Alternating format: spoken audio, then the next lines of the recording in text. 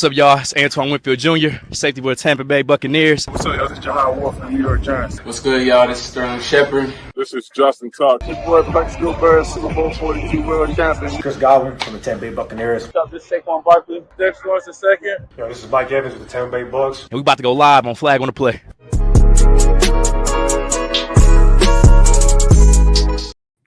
Yo, what's good, everybody? Welcome back to another episode of Flag on the Play, episode 110. I'm back here with the usual suspects, JJ, Kobe, Durag, Flam back in the building, Early, Donnie. And obviously, we got a special guest in the building. You know what I'm saying? I told you I would keep bringing the heat. Pro bowler, edge rusher for the Vikings, Jonathan GREENARD is in the building, bro. How you feeling, dog? Good, man. Blessed to be here, man. Glad to have me finally be on. Hey, I appreciate you pulling up, and we get it started. So obviously, y'all was on the bye week, but we could talk about what y'all was on because we just had Slay on literally a week ago, talking when they went to London. So I just wanted to ask, what was your experience like when y'all boys went to London? Like, what was that whole experience like in traveling all the way across country? Yeah, we was one of the ones that had to do the back-to-back to Ireland and then London. So we was out there for a total, I think, 10 days total overseas. So it was challenging at first. I mean, the sleep schedule was probably the main thing, bro. We was like 5 hours behind. 5 hours ahead, actually, being in London time.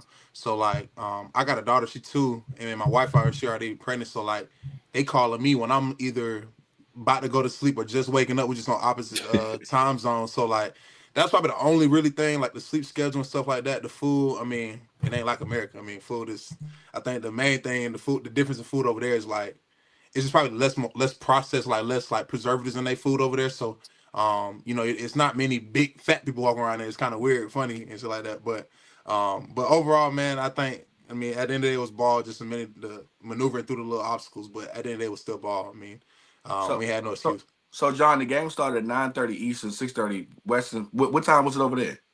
So it was 2:30 when we started over here. Well, in the morning? Yeah. No. Wait, 2:30 in the morning? No. I'm sorry. 2:30 p.m. over there when we played in London. It was 2:30 p.m. and it was 9:30 for. So it's super late. Yeah. So y'all was just getting up when we was just kicking off. So like it was literally weird. Jesus. Yeah, that's crazy. Kobe, go ahead. You want to go say ask a question? Go ahead, Kobe. Damn. But traveling, overseas and stuff like that. I asked Slay the same thing. I don't know. Have you made a trip overseas? Plan? Yeah. Like, how do you feel that impacts like the young players on the team versus the vets? Like, if you've made that trip before, like, what do you see in the young guys? Like, do you see them, lose focus or anything like that? It kind of, things like that. Yeah, nah, for sure. Nah, it's definitely can be a challenge. I think it's a challenge for us vets too, so I know it's a challenge for them boys. I went out there last year for the first time, and my sleep schedule was off. Most was all tight. Like, it was just a complete change of scenery, change of everything that you're used to. But like, I think that's where we all kind of like understood it. Like, but that's what we get paid the big bucks for, is to somehow find a way. Like, and I think that's kind of like the biggest point in any game, whether we're in the States or, whether we got a short week going to play, play on Sunday and going to play on Thursday. So it's adversity through like all aspects of the game. But for us, I think as the Vikings, we had the hardest one just because we're going to be over there, like I mentioned, for damn near 2 weeks. And them young boys, yeah, they was feeling it at first. I was feeling it at first. It's in meetings when we just sitting there trying to like go over practice. And bro, it's like, what, for us over there, it was like, what, 5, 6 o'clock. Over here, it's 11 o'clock in the morning. Like we just really getting up for real, doing stuff around there. So, I know it's tough for them boys, but we better figure a way because at the end of the day, the game still got to go on. You right? Yeah. So more towards the game, you being a defensive guy, how'd y'all approach Dylan Gabriel, first time rookie making his first start? So how'd y'all approach that? Yeah. We definitely know like our playing style, like our aggressive attacking scheme already kind of like puts pressure on anybody in general. So we knew like with him, we knew we weren't going to they weren't going to let him just sit back there and hold the rock trying to figure stuff out unless they had enough blockers and stuff like that. So we just treated it as such. I mean, we knew they're going to try to run that ball. Speaking of like Judkins, that dude, I mean, we seen him on film, but bro, like that. Like Yeah. his jump cuts and stuff like that, for him to kind of like, we seen on film, like I said, he didn't really look like he had the burst and stuff like that. They got them little like short choppy legs type deal. But boy, when he hit that jump cut and he see it like a seam or something, he's going, bro. So like, Yeah. he gonna be a good one that kind of like takes the pressure off of them boys, because that's Cleveland style anyway. Just want to run the ball and kind of set it up to get some passes in there to Joku, something like that. And then obviously take the top off. But in general, yeah, I mean, I think they had a good game plan, and we knew that they were just trying to get the ball out quick, kind of like everybody do with us. So yeah, What it was pretty simple. after like the first half of the game, when you kind of see that Dylan Gabriel ain't throwing he ain't throwing deep down the field, does that like make it easy for y'all defensively as far as y'all game plan and what y'all scheming? I mean, you could say, yeah. I mean, I want to say easy. You can say kind of like you kind of know like what you expected is happening, but like overall, like that's kind of what they get you in the league sometimes, because they'll pop out sometimes and they catch you when you thinking it's gonna be a simple run play or a simple flat route and turn into a wheel, or simple slug can be a slug. I mean, a slant can be a sluggo. Just little stuff like that. So, you kind of like got to be on your toes all the times. But yeah, I mean, if you kind of see how the score or the flow of the game is going, like if we up, I can kind of seeing them not really taking that many risks. Is kind of like like somebody running the ball on third down just to get him off the field instead of him like doing some crazy stuff. JJ. Yeah, man. I mean, that's real. I'm glad you brought up Judkins, because you said like it's definitely a thing for us as viewers when we trying to watch tape and stuff like that. We know that he's good. We see him in games and all that stuff like that. But you just saw it in real time, man. You know what I'm saying? So what is it like to see like the Browns and how they try to say the Browns offense is really it's not as one of the league's best and stuff like that, but they somehow find a way to make it work with this, especially with a guy like Judkins, and how y'all prepare for sure. Yeah, I played Cleveland every year in my career, like since I've been in the league. Even back to Houston. So like it's somehow every time I've got on my schedule, and I'm just kind of glad that we kind of played them. And another part too, playing overseas is we played 2 away games. So basically we'd have to play in Cleveland, we'd have to play in Pittsburgh, and both of them are like super hostile territories. So that played into our favor. But yeah, man, when you playing a running back like that, a style of offense like Kevin Stefanski has, they pride themselves on that defense, giving them many opportunities. So it's gonna be a low scoring game, kind of like every game they've been in. To where they're gonna make sure that they're gonna not absorb a lot of risk. They're gonna make sure that they don't just turn the ball over and just make sure the defense can somehow either make a turnover where Miles make a play, or Ward make a play, or somebody get a pick or some type of turnover, and then they can just keep running the ball and playing their kind of like somewhat conservative style. I mean, I ain't gonna say just conservative, but we know they want to run that rock. So I think that like knowing that every single year in my career, even back to my rookie year when they had Nick Chubb back there running that thing, and him and Kareem Hunt was literally a 2-headed monster. Like I think that was when I literally was like, okay, I truly understand how they want to run this offense. They just want to line up in 12, 13 personnel, run the ball, impose their will, and somehow lit up for a play action, but they're going to run that rock. And I think that's what they're trying to. Yeah, it takes a stamina away, drives that down. I get that for sure. Yeah, for sure.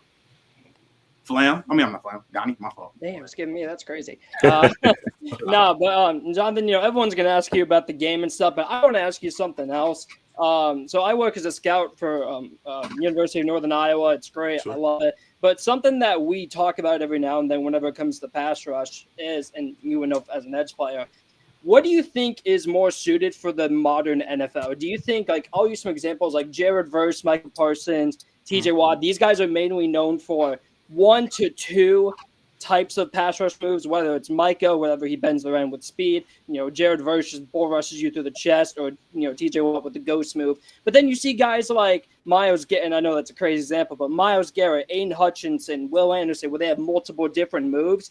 Whenever you think guys from college are translating to the NFL, what do you think would be better at? Mastering like 1 to 2 moves, or just being good at like a bunch of moves? What do you think? It's a good one. I think that they should definitely be very good at one thing, first of all, whether it's your power move, swipe. I think that was my first thing that I learned, was definitely my stab.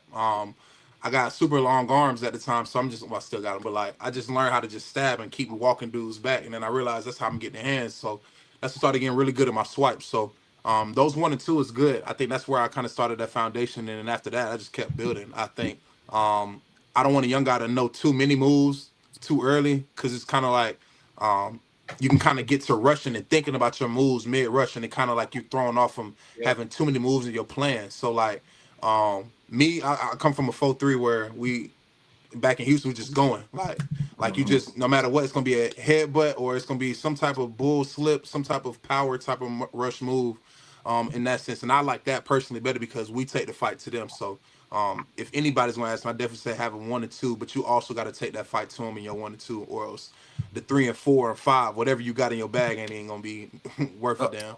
So JG, statistically, you've been top 10 and your pass rush percentage and run stop percentage. Sure. Do you pride yourself on one or the other more, like stopping a run or your pass rush? Well, shoot, honestly, I didn't really learn how to truly pass rush until like my 2nd or 3rd year in the league for real. I mean, I kind of had an idea of like, you know, the stuff that they teach you and kind of, you know, because after a while that you can put it on film so much and walk through stuff like that, it just don't work that way. I mean, everybody know like some guys that just don't like the hand placement don't be the same when you're trying to work the swipe, you doing drills or just little small stuff. So I think that's just the main thing that like I figured that was I mastered early on, so that way kind of helped me to this point now. Blam. Somebody actually in the chat, literally, I was about to ask the same question. You got to Minnesota at the same time as Dallas did. Dallas Turner was one of my favorite guys coming out of the draft. Yeah. What have you seen as far as growth from him from day one to now as an NFL pass rusher? Yeah, his decisiveness. I think that's the main thing I was kind of telling like folks in general, like when you're asking about like what having 2 moves or just something like that, like you gotta be decisive. And I think that his main thing coming out was like he had a real good stab coming out of college, and that was like the main thing that everybody kind of known about. He got super long arms as well, a hell of a get off. The boy running 4.4, so like dudes just telling him to like take off the ball and literally stab. And I think he was trying to get the pretty sacks. A lot of people see the highlight sack when it's a clean move and stuff like that. And he realized real quick that like sometimes it don't work that way. I mean, if you look at majority of my sacks, I got either somebody grabbing me or doing whatever the case may be. I don't win always perfect, and it don't have to be perfect. So I think him being okay with it being dirty and stuff like that, and he can kind of just dictate the pace. I think that's the biggest thing I've seen coming into it, especially going back to OTAs and stuff like that. So now, shoot, I'm watching him on film now, and he cooking at times where I'm like, boy, you been here before. So like, it's slow, it's piecing together, man. I think that's where when it finally clicks and everything goes right, when that perfect move happened, and then quarterback sitting right there, you know, a lot of things got to go right for a sack. When that happens, that's when it'll be like. That's going to be good. That's what's up. Word. So before we get to this, these games, I got to ask you this question because, listen, I'm not going to lie, I forgot, right? So I forgot that you played with Lamar in college, and I think your freshman year was his Heisman year. So I just ask you, like, do you have a crazy story in Lamar, maybe like in practice or something that you've seen? Because I'm not going to lie, probably seeing that year at Louisville was probably magical. He rushed for like 1,500 yards. Nah, for sure. So. Yeah, I still die on the hill every day that we had the greatest recruiting class like in history. Like history. Dang. Bruh, we had me, Lamar, Jair. You gotta think like we had Jaron Christian, he was another 3rd round pick that got picked up. Makai Becton was there too, right? In Louisville, my bad, in Louisville history. Like in that instance, like bro, we literally had the top ones. I mean, Lamar, even going back to our first time coming in, I tell that story all the time where bro, like we're live. I mean, it's like one of the first one of the first padded practices, and you know, 1s, 2s, everybody go. Lamar got a couple reps obviously with the 1s and 2s, but the 3s come out. You know, I redshirted my freshman year, so that kind of tell you everywhere where it was. So like 3s, we out there, it's full speed live. Like it's not no 2-hand touch how they do certain ones with the older guys. They ain't trying to protect them. So Lamar come out there quarterback. We thinking like even with the 1s and 2s, ain't no way he going out there. So they said he live, like he go out there live. And sure enough, bro, I'm kid you not, brother had took a read zone about like 70-80 yards, and I promise you he cut like on a dime. Like he was going one way, cut on a dime, tore this dude ACL completely. I mean, I literally seen like the safety literally cut, and all you heard was the screams after that. And after that point, bro, it was like he wasn't live no more. And at this point, he told nigga, bro. Everybody know about this story. That was you just told the story like he the damn boogeyman, man. What the bro? How many sounds boogeyman? Nah, like it was crazy, bro. Like I think that was like literally one of like if not the craziest play, because I mean we just know that he was already like that from a jump, and then obviously we get out there with him on the first like padded practice. And bro, he took that joint 80, like nobody was even close to him. And that's why, yeah, he gonna be a problem. Like, It's easy to say Lamar's the greatest rusher of the football at quarterback, but would it be crazy to say he's the top 10 all-time rusher of the football? it's not, you're not wrong. I mean, how can you argue? How can somebody argue against it for real? I mean, like, look at the stuff he's putting out there. I mean, it's gonna be tough. You got to tell me like who the other ones would be in there that you would put over, but it's not. You can't be wrong by putting them in there. I wanted to you talking about Lamar, like from seeing him in college to seeing him where he is now, his ability to pass has just increased. Yeah, it seems like every year. Yeah. But like, how crazy is it to like see it now in comparison to like, all right, you talking about like the type of plays he was making then, like you knew he was going to be one of them ones, but like how crazy is it to see the development as a passer of the football and putting that in tandem with his ability to run. Yeah, I think in college, a lot of times if the play kind of goes sour, he just run it and make something happen, But in most of the other plays, it's schemed up anyways. A lot of guys kind of running free based off, what, because we had Bobby Trino and obviously, Coach McGee, offensive line coach Klanakis, who was on the staff with Colin Kaepernick in Nevada. So like they had the whole pistol offense in that read zone to a T. Literally, that's what we're running. Nobody kind of really seen it since him. So we knew that obviously if he making plays on the with his legs, like we was like, all right, they gonna fine tune the arm. And we seen him making crazy throws in college as well and practice and stuff like that too.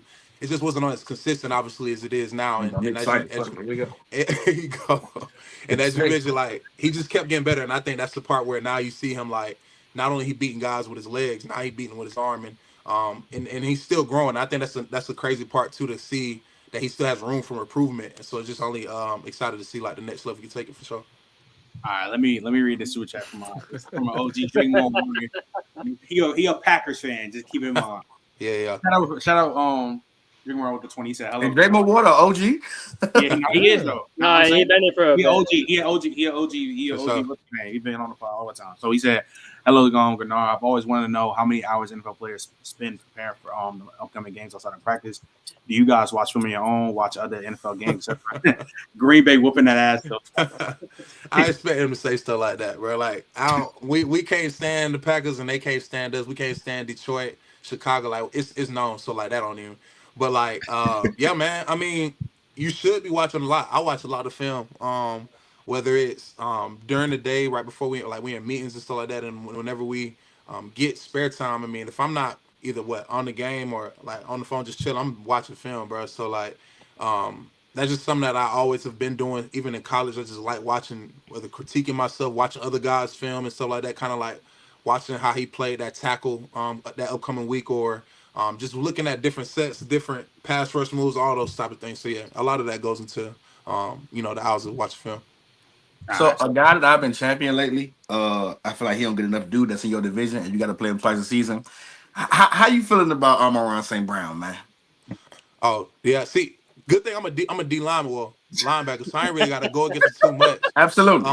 But you see it seeing how he's using. Obviously, I watch the ball like on just outside the D line. I mean the front seven, but like, nah, he's good, bro. I mean, I think people try to like say that he's only good like on a certain offense, but I mean like you still got to get open, bro. Like you still got to like make the catch and understand leverages and stuff like that. Like I mean, I hate giving credit to them boys. We got to get credit and respect where it's due, but yeah, man, he a good player, bro. I ain't got. I just think he don't get top 10 praise a lot. And I think it's because the slot merchant thing. I mean, yeah, I can see how from like, from if you're just watching, like, all right, if you name other guys in front of him, just off of like, hey, not needing a scheme or not needing just, hey, one-on-one, this guy, I can see the guys putting other people in front of him, but just in general, shit, I don't see why you wouldn't put him in that argument for sure. But who I'm going number one. So crazy. I was just gonna ask you. I'm going number one. I was about to say I was gonna ask you because we got yeah, I'm not gonna lie. So what do I say? How is it just Justin Jefferson being your teammate, bro? Just watching him practice every day, seeing him bugging out in games every week.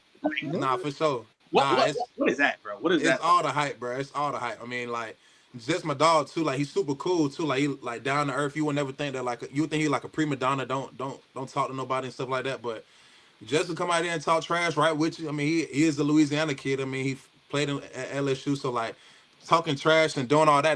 That's up his alley. So, but yeah, to the actual like on field play aspect, bro, that's literally one of the most physically gifted players I've ever seen with my own eyes. I mean, literally, he can go through practice with no gloves and not drop a pass at all, like in multiple conditions and stuff like that. I just ain't seen many receivers doing that. Over Nico. See why you do that, bro? That's what I'm saying. Hey, I'm glad you called Messi. And you got breakout. Your last year was breakout season, Nico Collins. Respectfully, bro. Nico, my dog. You know that. One going to Jets, bro.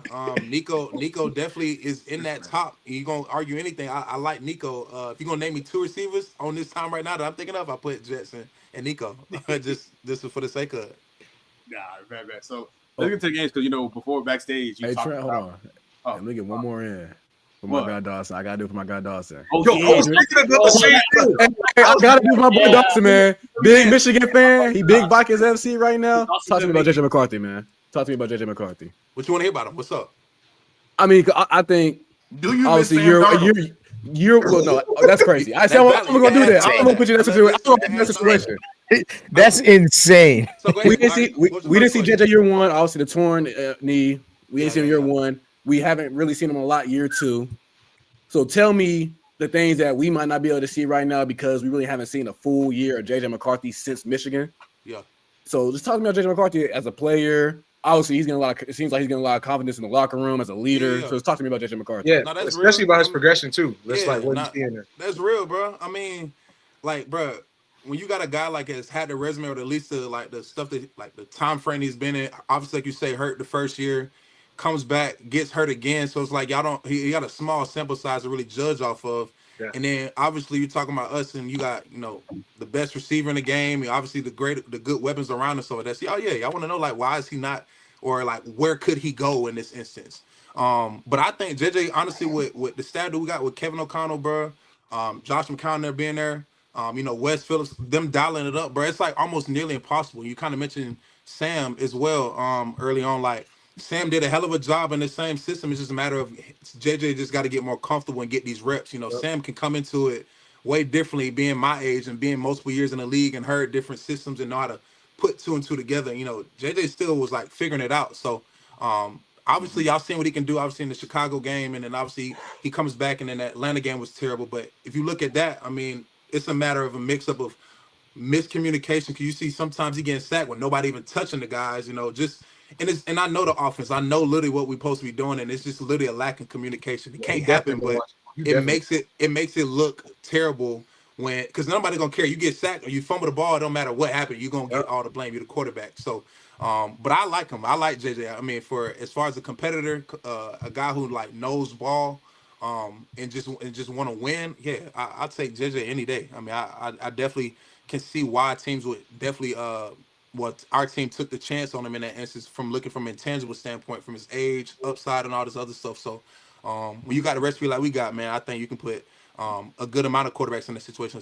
You admitted to the bad Falcons game. How mad was JJ, other JJ, after the Falcons game? I know. It was hot. Yeah, I mean, bro, listen, I mean, when you talk about the best player in the game and he want to affect literally every single play, bro, like, it's like, and I got to say, like, bro, if the ball goes his way, it's either 2 things happen. You either he messed up or you fouled him. Like, it's not like it's never really the other way around. He called some pass interferences, boy. I tell you, he's literally gonna get a whole bunch of whether it's a call or he catching the ball. It's either one of them. So yeah. But yeah, he had every right to be. I was pissed off too. Man, that nigga was moving furniture. Trust me, bro. I wasn't even mad at the fact that like how they did, bro. Did you see what number 7 did us in the run game? Like, come on. Speaking of, wait. Wait. Trent. I couldn't tell, John. They keep giving the 2-5 in the red zone. You know what? I couldn't tell. That's crazy. Yeah, they on this to yesterday. I'm just saying. Let's really talk about it, right? Wait. Trent, can I get? Oh, my bad. Go ahead. You know what I'm saying? Look, me and you from the A. We already understand this, whatever. But like, you going against the hometown team, right? Obviously, we ain't able to get a lot of stuff going through the air. I mean, I gotta respect y'all once again. No cap, y'all are literally out there, one of the best defenses in the league. Y'all know how to. Y'all not just gonna let explosives go through the air and stuff like that. But there was stuff we were just making stuff happen, right? Especially, I want to call on the one play where Bijan literally got the ball, right? And it was a snap. It was supposed to be a handoff. It was supposed to be a handoff. Man just took it as if it was a direct snap. I'm talking about got 30 yards. What's crazy? That was supposed to be a pass. Like, Yeah, it was supposed to be a pass, and bro, I'm dropping on that play. Me and Dallas was dropping, and like we think wait, they it was just supposed to be fumbled. a pass, you said? Bro, it was supposed to be a pass. So like, if you look at it, all the receivers are literally running routes. Like, it's not like they're running like routes to kind of take the guys away from it for a draw, but they literally running routes, and he literally messed up the snap, and Bijan literally just take the ball in. When I see him running the full, I was like, all right, either this finna be a big collision or one of us finna get broke off. Like one of us got broke off, and thankfully it was Dallas. It wasn't me. But man, but Bijan he got his get back with me too. He broke me off on in the red zone too. I mean, literally it was supposed to be like a 3rd and short, supposed to be a negative play, and he broke like three of us off, bro, and still got the first down. But yeah, that boy back in the bro. league. Can you talk more about like top 5 back in the league? Are you talking about, bro? It need to be top 3, maybe top 2. It's literally him and maybe. But hold up. But number 1 at worst haircut, right? Yo, what is wrong with you, bro? What is wrong People with you? want to know, John. People want to know. might be AI. The Mohawk dread is terrible, John. The people want to know. Like that running the route, bro. You definitely got to tighten up, boy. Because he don't really care about that. I'm a dog too. I fought with Bijan. You like, because as a defender, bro, like, you know what I'm saying, you've already played against a lot of elite running backs already throughout your career. But like, for me as a viewer, right, I'm not on the field no more, and I'm not seeing that. But as a viewer, I'm just watching even on tape, the short area quickness, you know what I'm saying, the footwork is like some stuff that's like one-on-one stuff. Bro, I'm gonna tell you, bro, it's literally him, Saquon, and that boy Gibbs. And honestly, being real, like Jonathan Taylor when he's healthy, I mean, it's a lot. I mean, I just can't forget Derrick Henry, obviously. James Cook been killing this year. James Cook, like all these dudes, like I'm telling you, bro, there's really like, bro, it's not even a league of like in the league. Everybody got a back now. Everybody got a back plus 1, like or you know, not everybody, like, not everybody, but majority though. It's a good, not everybody. It's a good chunk. The good ones, the ones who obviously know what they're doing, they gotta have the 1-2. You see Detroit, they got a 1-2. You see Atlanta got a 1-2. Algier ain't no slouch. I mean, he was just a 1,000-yard rusher. A couple years ago. So like, you know, these guys, like the guys that do it, like actually running teams. As I mentioned, they're gonna have that 1-2 punch for sure. For sure. My fault. I was just gonna say, you was like, you wasn't late to mention Derrick Henry, but like you had mentioned like some of the speedier, like quicker backs first when you was talking just now, just a second ago. So as a linebacker, like what would you rather play against? Like, obviously, like it's tough to play against them speedier, like quicker backs or whatever, but playing against somebody who gonna punish you all day, bruiser like Derrick Henry, like that's a tough day too. Like that's a tough day at the office. Like, which one would you rather see for 4 quarters? I mean, neither. But if you're gonna make us choose, I'd say like for real though. I mean, because you got to look at how they run it. Like, if you're gonna have a guy like Derrick Henry, you gotta have the Pat Ricards and you know, like the offensive line scheme where they run a straight power, big old lineman like maul you type style. Like when he was in Tennessee, it worked perfectly. However, they didn't have like the maulers like I mentioned in Baltimore. But in that scheme, like I was rather play him in that scheme because you get off one guy, you making a tackle. Like, and it's gonna be a hard tackle, but you definitely have a chance to make it. You know, in Baltimore, in this system, like they power, they got like literally, you're never gonna really come free unless either somebody fucked up or like he just got through and made it. You know, it's just a lot of stuff that kind of like that can go into it. But even going to the speedy backs, bro, they also one of those guys where, bro, I hate playing them from a blocking standpoint because I can be on the tight end. And bro, they make that one cut and they gone. Like you can't even get off the block fast enough to reach your arm out there type deal. So it's pros and cons. But I mean, if you ask me personally, shoot, I'll take a smaller back any day because you definitely know that you can build a wall and it's gonna be hard for them to kind of like get through there. You know, big back at the end of the day, it's gonna be a collision every day. But either way, I mean, you got to deal with it. Hell yeah. All right, so get to these games. You might as well start with these Monday nights because you know you talked about you being a Falcons fan, like before on the game started. You know, Jay's look. I don't even Birdman rubbing his hands. Look at him, Brad. Over here, JJ cheesing. Which I understand it. Falcons got a great dub, beat the Bills Monday Night Football. I don't know if he's able to catch the game, Jonathan, but Drake and Bijan had a phenomenal game. I think Drake had like $158 and he had a $150 at like halftime. He was going crazy. Yeah, no, he was going crazy. And Bijan 238 yards total. Do you think the Falcons could be like a real threat in this NFC with y'all? Heck yeah. I just think that like, you know, because people always talk about like it's just consistency, bro. And it's like in the league is, bro, it's any given Sunday. So they'll play like us and whoop us, and then obviously they go and play Carolina the week after and do that. That they ass roasted. And then they come back and do this again against the reigning MVP. So like it's tough. So but ultimately for that division, man, you can never count out Tampa Bay because Baker he ain't going down without no type of fight at all. I don't care what the score is.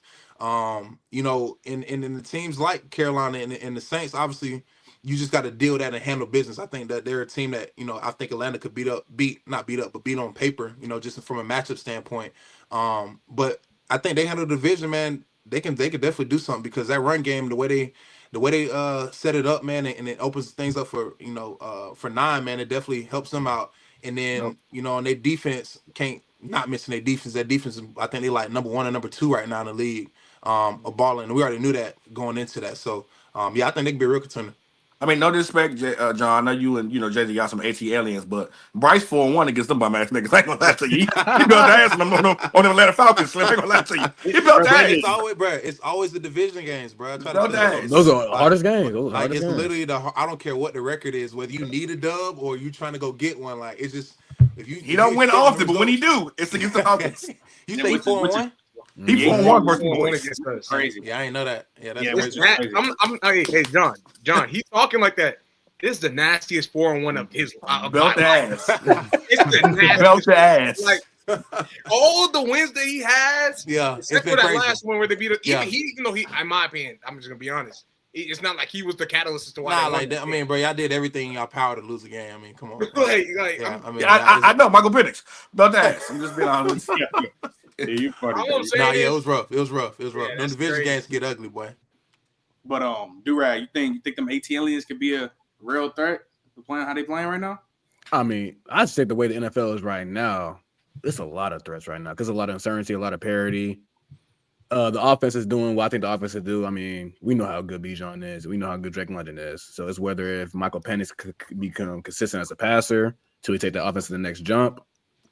That defense, though, I'll give them props. I was critical to James Pierce pickup. I ain't like the trade. The D lineman fire.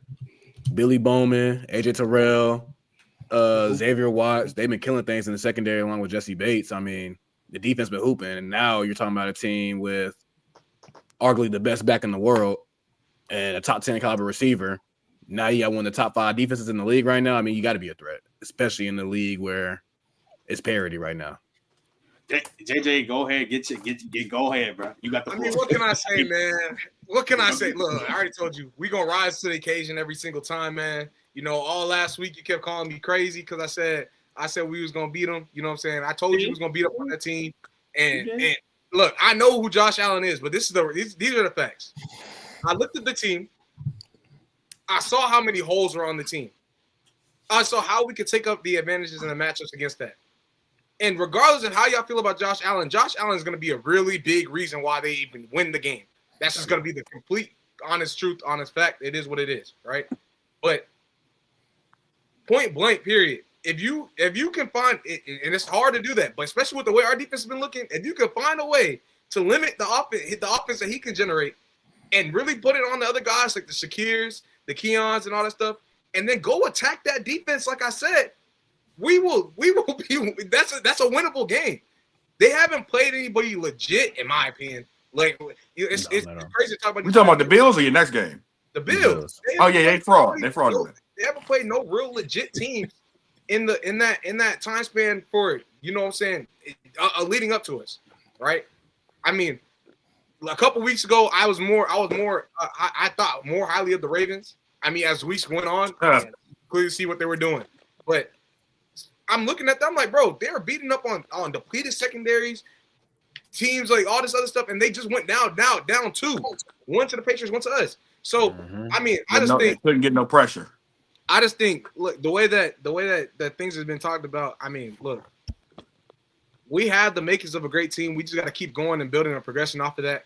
I love the way our defense is. I love the fact that I every week I can come and look at Donnie and go talk at him and tell him that, JPJ, you kept saying that pick's going to be a top 15 pick, right? You kept saying the Falcons pick is going to be a top 15 pick for the Rams. I'm sorry, that's not happening. We're going to make the playoffs this year. It's legit. It's going to happen. So that's how I feel about that, man. You talking about James Pierce Jr., right? Yeah, bro. I mean, Dylan Walker too. Mike Hughes, bro. Nobody talks about Mike Hughes right now. Mike Hughes is playing like one of the better corners, like better cornerback twos in the league right now, amongst next to AJ Terrell. We drafted Billy Bowman, and Billy Bowman is playing.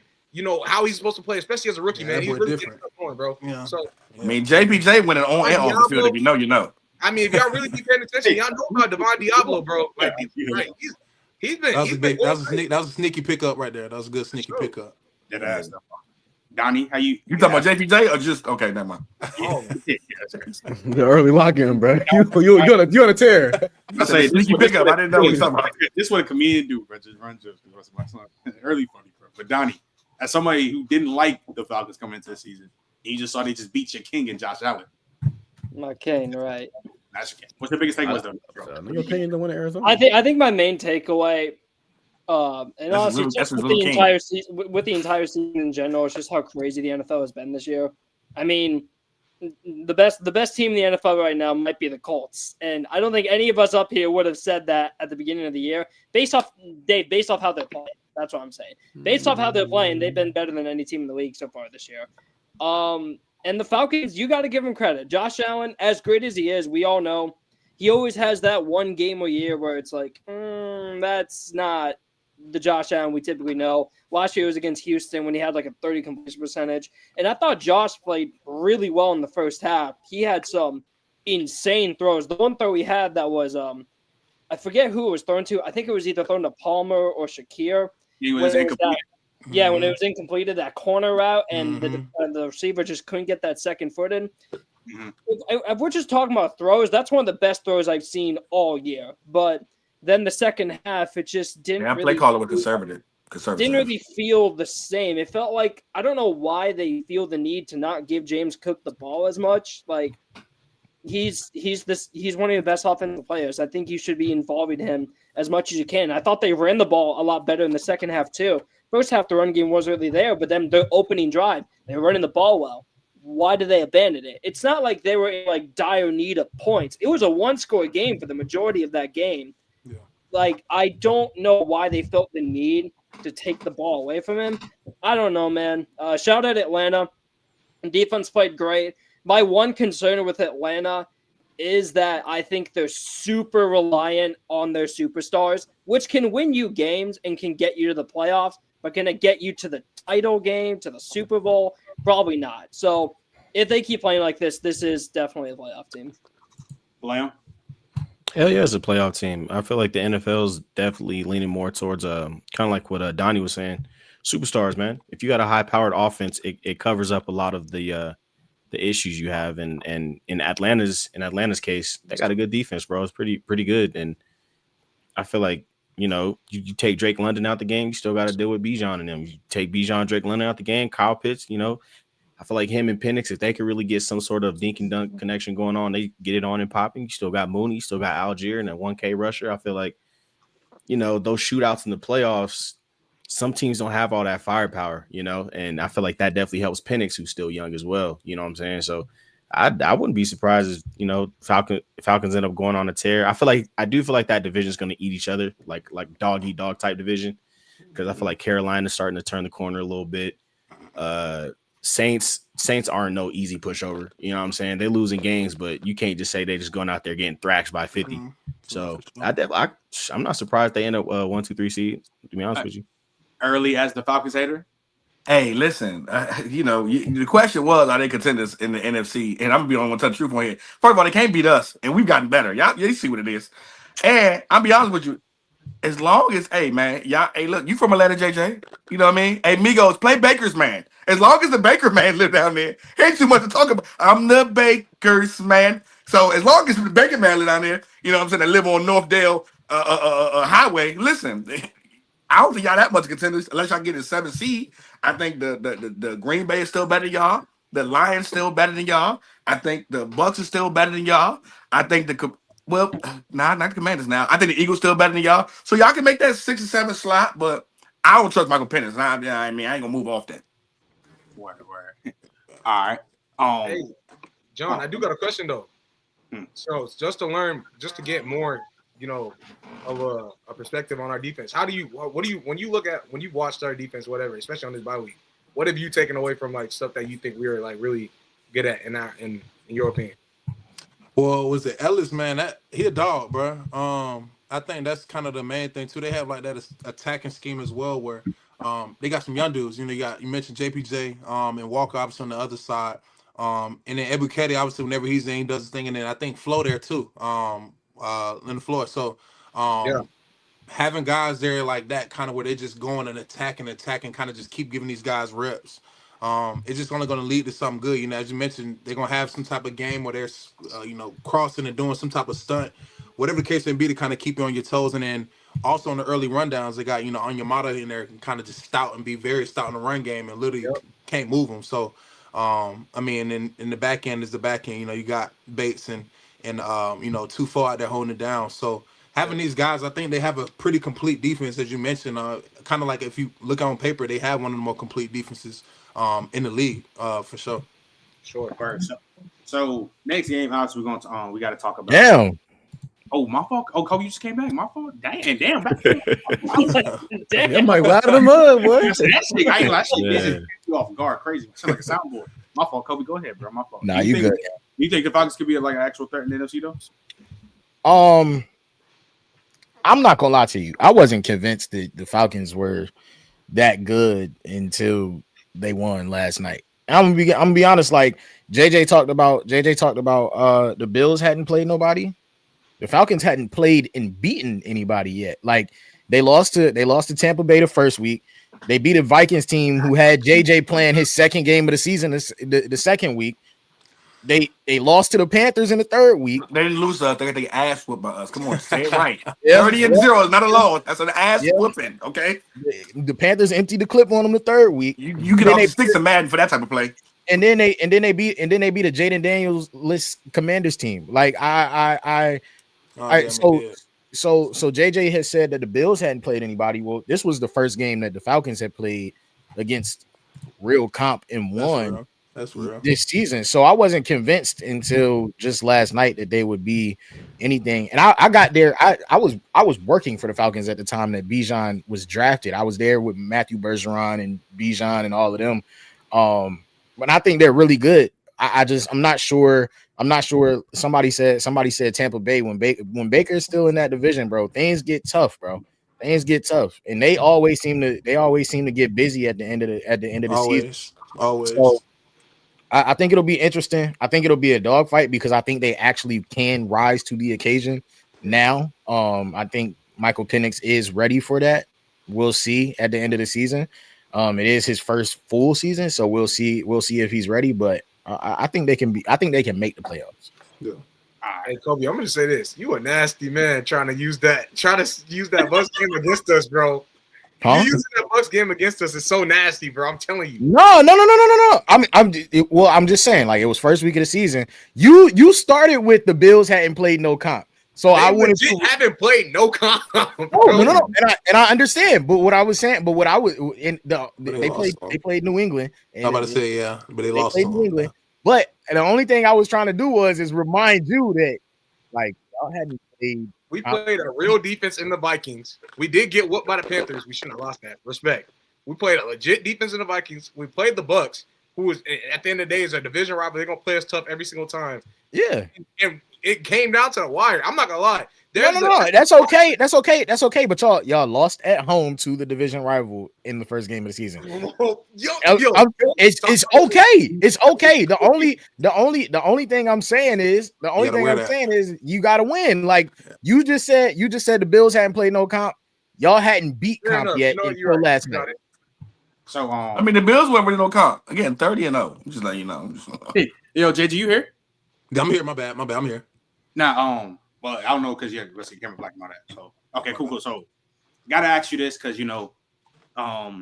before we talk about the other Monday night game, I gotta ask you this though because obviously, y'all play the Eagles next week, and the boys last week on Thursday Night Football just got demolished by the Giants, and as a person who's on the defensive line, and you just seen them running the tush push 4 or 5 times in a row, and they had a whole committee talk about shit. Do you think the tush push should be banned? Personally, Bruh, it's so, bruh. Honestly, I'm so tired of that damn thing. Okay, all right, we all feel the same way. But ultimately, like, it's as if you're against it, but if you own the team with it, you like, bro, why would you get away with it? Like, they can stop it. You know what I'm saying? So like, I see both sides, but I'm just like, bruh, like they do so many things already, like for the offense in general, anyways, like the rules and stuff like that. Like, well, not gonna say for the offense, the rules are in favor for the offense. And bro, to see that stuff like that, I'm like, bro, you got to do pushing somebody else behind. Like he take the snap, somebody else push him, somebody else push him.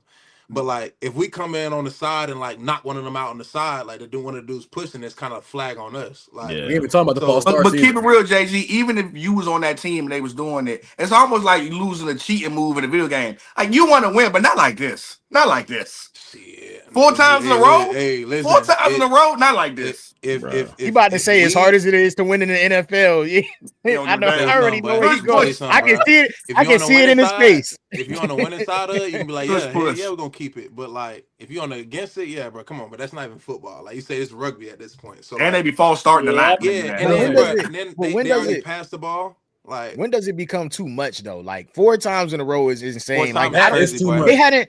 I was about to say, 4 like, times I don't crazy. think we had seen them. I don't think we had seen them get this like nasty with it until this year, and it's kind of crazy. Yeah, no, it's kind of crazy because, I was about to say it's kind of crazy because like they waited until people was talking about banning it to get even nastier with it. It's almost like like y'all didn't ban it, so now we about to show you how crazy y'all is for not banning it. Like, I mean, that's kind of like how I mean, how is you gonna show them like, all right, bro, y'all couldn't get it banned? Yeah, I'm gonna show y'all like. So that's kind of like that kind of MO. But I mean, other teams have a chance to run. I think that's the thing that Philly can kind of hang their hat on, at least try to like have in their corner is, bro, y'all can do it too, or anybody else could do it too. But it's like, bro, we ain't got no damn. Hey, ain't nobody got 400 pounds, 500 pounds, 6'8", 400-pound tackle out there, and Lane Johnson out there. They literally just dive in old school. But I mean, shoot, we're gonna have to figure it out to stop it. So I mean, as much shit we talking about it, we still got to go out there and stop it. So. And teams have stopped it. I think I can't remember who, but most times if they stop it, Philly messed up. They ain't nobody really like. Yeah, really. You know what I'm saying? It wasn't like they had like a good get off, bro. It literally almost physically impossible for you to stop it. All I'm saying, get that ball to Saquon sometimes and push him so he can get some goddamn shoot, I'd rather do that, man. BS call, but were you able to catch the game, JG?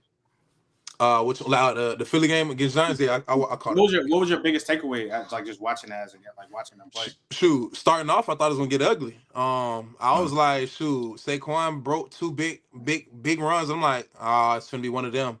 But to see that he ended up finishing only 58 yards on like 12 carries, I'm just like, well, they basically just put the fire out. I mean, he had those 2 big runs, but I think that's kind of like the tale of a lot of people will watch games or look at the box scores and stuff like that instead of actually watching the game. That was huge for them to kind of like slow that down and kind of say, okay, look, he gonna get the big 2 runs off or 3 runs, whatever, but we're gonna slow it down and make Jalen play quarterback, and make him go through the reads and stuff like that. And they only rushed 4 a good bit. So to see that, I mean, that just kind of like they were just saying, listen, we're gonna let the D-line try to work and we're gonna play coverage on that. And I think that's winning recipe. That's Super Bowl recipe. That's what they do. The best teams, if you can rush 4 and get pressure or get the quarterback down, then you're gonna have a good recipe for success. So I think that's what they did really, really well. On a scale of 1 to 10, how much of a maniac is Cam Scatterbo, and should he be tested?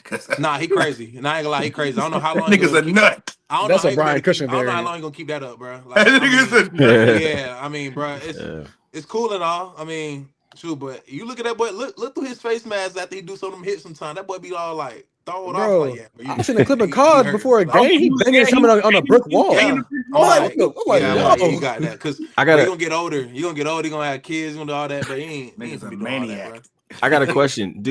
So speaking of like that Giants Eagles game, is it true like some young guys could really come into an organization, like really light a fire under even the veterans and kind of give them energy? Because I feel like Jackson Dart and Cam got even the defensive side playing out of their mind. Like, I'm curious as to how much does that play into like a team's morale, No, that's a big thing. I was there obviously. Y'all know I was in there with Houston with CJ. And we literally we didn't have it winning season until he got there. And Well, at least until my years been in there, while I was there. So, literally, as we seen how he would just be himself, came in during OTAs, talking trash, doing the same thing as a vet would do.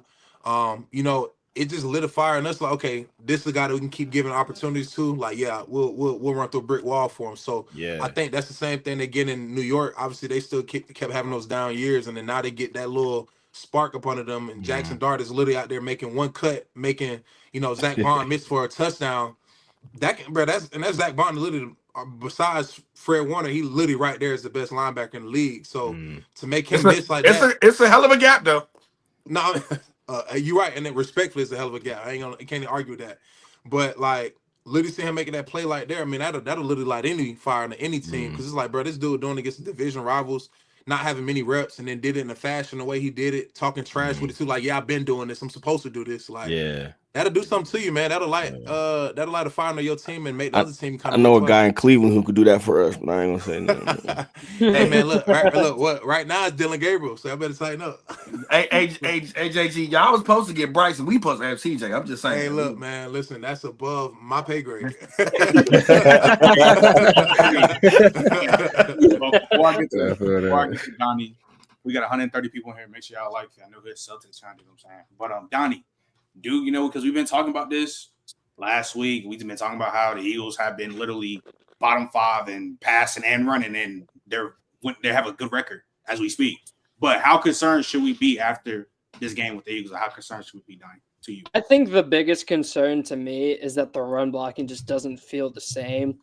Like, Dawson was right. Let's give Dawson some credit. Losing Mekhi Becton to the Chargers really did hurt this interior offensive line, let alone, obviously, Landon Dickerson, a guy who has all-pro potential. He's been dealing with injuries constantly on his ankle ever since the preseason. Like, Lane and Mulata are great. And, Jonathan, you're an edge rusher, so you go up against those boys. But in my opinion, like, that might be the best tackle duo I've ever seen in my life. Like, truly, it's hard to get around those guys. But you need interior play as well. And it's been so much worse this year. And teams have really taken advantage of that. Also, their pass rush isn't really the same. They lost Milton to the Patriots, who's been doing good. They lost Josh Sweat to the Cardinals, who's been playing well as well. Darius retired. Darius Smith just retired. Like, it's hard. And Jalen Carter's dealing with injuries. Like, all these things just combine into all this. I would be nervous if I was the Eagles. Like, I still think they're going to be, they're still a contender. You can't sleep on the talent they have. But there's a lot of issues with this team right now, man. If they keep playing like this, like, Jonathan, you were just saying you thought this game was going to get ugly, and I did too. And it did get ugly for the other team. It got ugly for the other team. Like, I didn't see that. I didn't see the Giants going in there and beating them by double. No. So if they don't get these issues fixed, man, I don't know, man. This is not right now. This is not a Super Bowl team. This is not a Super Bowl team. They're not living up to what they should be, and they got to fix these issues if they want to get back to it. If you ain't gonna use AJ Brown, I know a quarterback in Buffalo and Baltimore that would love to have him. I'm just like New England. New England got digs. We cool. Talk about New England. No. We need more. What'd you say, JG? New England, look, they wanted them another receivers outside of Diggs away from making some real problems now. So, yeah. I mean, you don't like Booty? No. He cool. He ain't AJ Brown. We know Dave does. We know Dave does. They need one of them ones that could, like, because Ake gonna do his thing regardless. But yeah, I mean, talk about that game they played the other night against Buffalo. Shoot, that boy Drake May, and we went against him in joint practice. So to see the throws that he was doing, like, then I'm just sitting here like, I hope this ain't the same team that they talking that's like finna be like old like Patriots where they just gonna be a automatic dub. Like, nah, Drake May. He might got some of the best non-completed passes this year. Nah, for sure. He got some non-completed passes that go ball for ball with anybody. He still is the NFL incompletion percentage. You think Drake made the truth? Yeah. Yeah. Oh, absolutely. Nothing but the truth. Hey, give us real quick from that draft. Give us the list. Who was Quarterback. going that draft? You know, I got to go back. Him, JD, Caleb, Penix, and Bo we have Nix. Jaden, just Drake, last May, year, right? Caleb. He was a rookie Yeah, last you year. boy JJ. Your boy JJ 2024. McCarthy. JJ number 1. Respect. I respect it. Respect. I respect it. Teammate. I respect it. Jaden Daniels. Jaden Daniels not part of that? Yeah, that's part of that. He number 2. I like Jaden Daniels number 2. Okay. Oh boy, that stuff. If you're gonna go off of like from now ranking them, yeah, I would put Drake May in there for sure. Drake May is definitely 2 or 3. And then you got Caleb and Bo Nix. And you got or Penix. Hey, And Penix. We know Penix last. Don't worry about that. no, I can put Penix. No, Penix respectfully is not gonna be just last off of because he's not better than them. It's just like the guys he's naming are like Are better than We him. got plenty of time. These these are all Right. crazy. Caleb Williams, bro, I ain't gonna lie. guys. I like Caleb, bro. Like, I gotta put Caleb next. As far as just like ability, it just gotta like he do some crazy shit sometimes. But like, just making any throw can extend the play. As far as putting fear in other people, yeah, you can put Caleb Williams there. And then who was directly You after got him? Bo. You got Bo. You got Bo. Penix. Yeah, I'll put Bo. I'll put Penix before Bo. Okay. Yeah, look at Who's that? We let you get that JJ shit off because that's your teammate, but that's nasty. But bro, Bo Nix, bro, he's benefiting from a crazy system. Don't get me wrong, he is making some crazy plays. He's making some plays. Because he would love to have Mr. Bijan behind him. I mean, I like the O-line. I mean, defense and the coaching. He don't have a slouch back there either, but more You so got like J.K. Dobbins behind him yeah, right he now. ain't got He's probably been decent. No, I mean, listen, I know this you is going- not I a know you representative going, of Ray. I know you JG. going. I know Not you Mr. going. Stay Hurt. Not I know Mr. you Stay going. Hurt. I know you going with it, but I think, bro, he's making some crazy like Houdini plays at times. It's like, all right, bro, like, come on, like, how much is it really? All right, just put it like this: how much of that can he do later on down the road? Is going to win him a game, you know? You're gonna play somebody that's not gonna let you get outside the pocket, not gonna let you just make some of these crazy plays, but shit, he also damn near 30 years old as a rookie last year. So I mean, he got Nick, JG. Don't do that, JG, because Michael Penix old as a bitch too. Michael Penix old as a bitch too. I played Bo Nix when he was a freshman in college. That's just to tell you, Both literally. them niggas got ARP cards. That's crazy. That's crazy. Like both them Bo Nix niggas get there, senior Auburn, citizen right, discounts. freshman, yeah. So like, yeah, I get it though. I mean, I can see it. That's why I put both of them at the in the back end. But yeah, I like Penix though for sure. Okay. Hey, yo, I think this is funny, bro. Hey, Go. so this is a good question though. Since you are in the same division, no, yeah, you are playing Caleb. What is that like, man? Like, Right, so I don't know if y'all saw first week, but put a juke move on me so cold. I'm talking about. I wasn't gonna bring it up. You know, Hey, I was going right, gang. I ain't gonna lie to you. Bro, they thought I was point saving. They thought that I was out there and had Vegas against the way he broke me. I'm like, bro, listen, bro, like. You supposed to shake a nigga hand after juke like that. But you see, I stayed on the ground. You know what Yeah, I'm saying? Like I tried to. I mean, I beat the tight end off. I'm like, bet, say less. I'm about to easy kill shot. But that boy did a little step back so mean. I'm just like, yeah, see, stuff like that. And you It's a see, DMV thing, man. It's a DC you thing, see baby. niggas like It's a that, DMV bro. I'm thing, like, all man. right, bro. If this is what we got to do, bro. Like this how we gonna win the game. Then all right, bro. We see how long that's gonna last. But he tough, boy. He tough. you think the people that was calling him Baby Mahomes before he even got in the league, you think that's still a legit comp? No. Bro, you can say, all right, just knowing Pat Mahomes, like, no, but I can definitely see why they would say that. The play style. Because if you look at how he be throwing the football sometimes off schedule, like off of weird, like it's just weird, unorthodox throws, bro. Like, yeah, for sure. Because, bro, you look at he's another person who has the most craziest misthrows and overthrows, like, of all. Like, I don't know, bro. He had a couple ones against us. So I'm like, bro, how you missed that? Like, but then he throws some other crazy stuff. We're like, bro, how did you even get that even in that window? So until you get consistent with that, that's when and he young too, bro. Like that's another part that's the dangerous part for the league. Like all these guys mentioning, we've graded them on such a scale to where the standards already been set so high when they show it to us one time, it's like, bro, like he's still gonna be like that. I mean, we gotta go see them boys. It's again, there so. for Caleb. He just make them throws to make you go, how you miss that? Nah, for sure. I mean, For sure. That's And definitely Baby Mahomes played for Nebraska, by the way. I'm just saying. That's definitely. I don't know. Caleb runs just like Mahomes.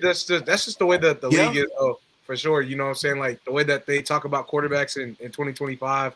Yeah. Like you have to be able to go and give especially with how CJ and Justin Herbert and all these guys came in immediately, just you have to be Daniels. able to some. We get or spoiled. like, I think, but we got spoiled. The league and like Yeah. viewers in general, we got spoiled from like, and even myself, like, Outline. bro, my like when I just was with CJ and mentioning that, like, bro, CJ came and had one of the craziest rookie years damn near ever, and we then get spoiled by like, oh, we got another rookie quarterback coming in. Can he do this? And it's like, all right, yeah, you expect them to do that, but for them to actually do that, bro, it's gonna be hard to like replicate success at that level, bro. For sure. Facts for sure. But to go back to a Kobe, as a Cowboys fan, I know you were smiling when Giants put B2A. But honestly, what do you think is like? Do you think we should be really concerned about Philadelphia, bro? Wait, before I do that, JG, I just need to understand when somebody retires mid-season like that, like what goes what goes through the mind of the team? Like, no, and it's not like I get it. Seen Cash Dog? Huh? Just saying, man. I'm trying to think. I didn't even hear you. I get it. He was 33. You know what I'm saying? Like, I get it. All of that good stuff. Whatever. But like, when a productive player leaves a team on a Monday after a loss like that, and then it's just like, it's a lot of bad things. Like, you know what I'm saying? He was helping them in an area of need. Like, he led their team when somebody. That's what I'm saying. Like, he led the team. Like, how does that fly over for a team? Yeah, I'm trying to think. Have I ever played? I think I have played with somebody. Our center did that once when I was in Houston. Early season, but I think it was like something from mental health, whatever the case may be. But like, just in general, yeah, like, bro, I honestly couldn't tell you why. I mean, bro, I had to just be like, fuck this. Like, I'm from the DMV, JG. My cousin is Vontae Davis. Vontae, my cousin. Vontae did it. Vontae, God rest his soul. He did it mid-game. Yeah. Nah, that's crazy. I was on the same. Xavier Howard just did that shit. Yeah, they I was on the same with Jerry Hughes was on the team with when Vontae did that, and they was just talking about it like, bro, it just was.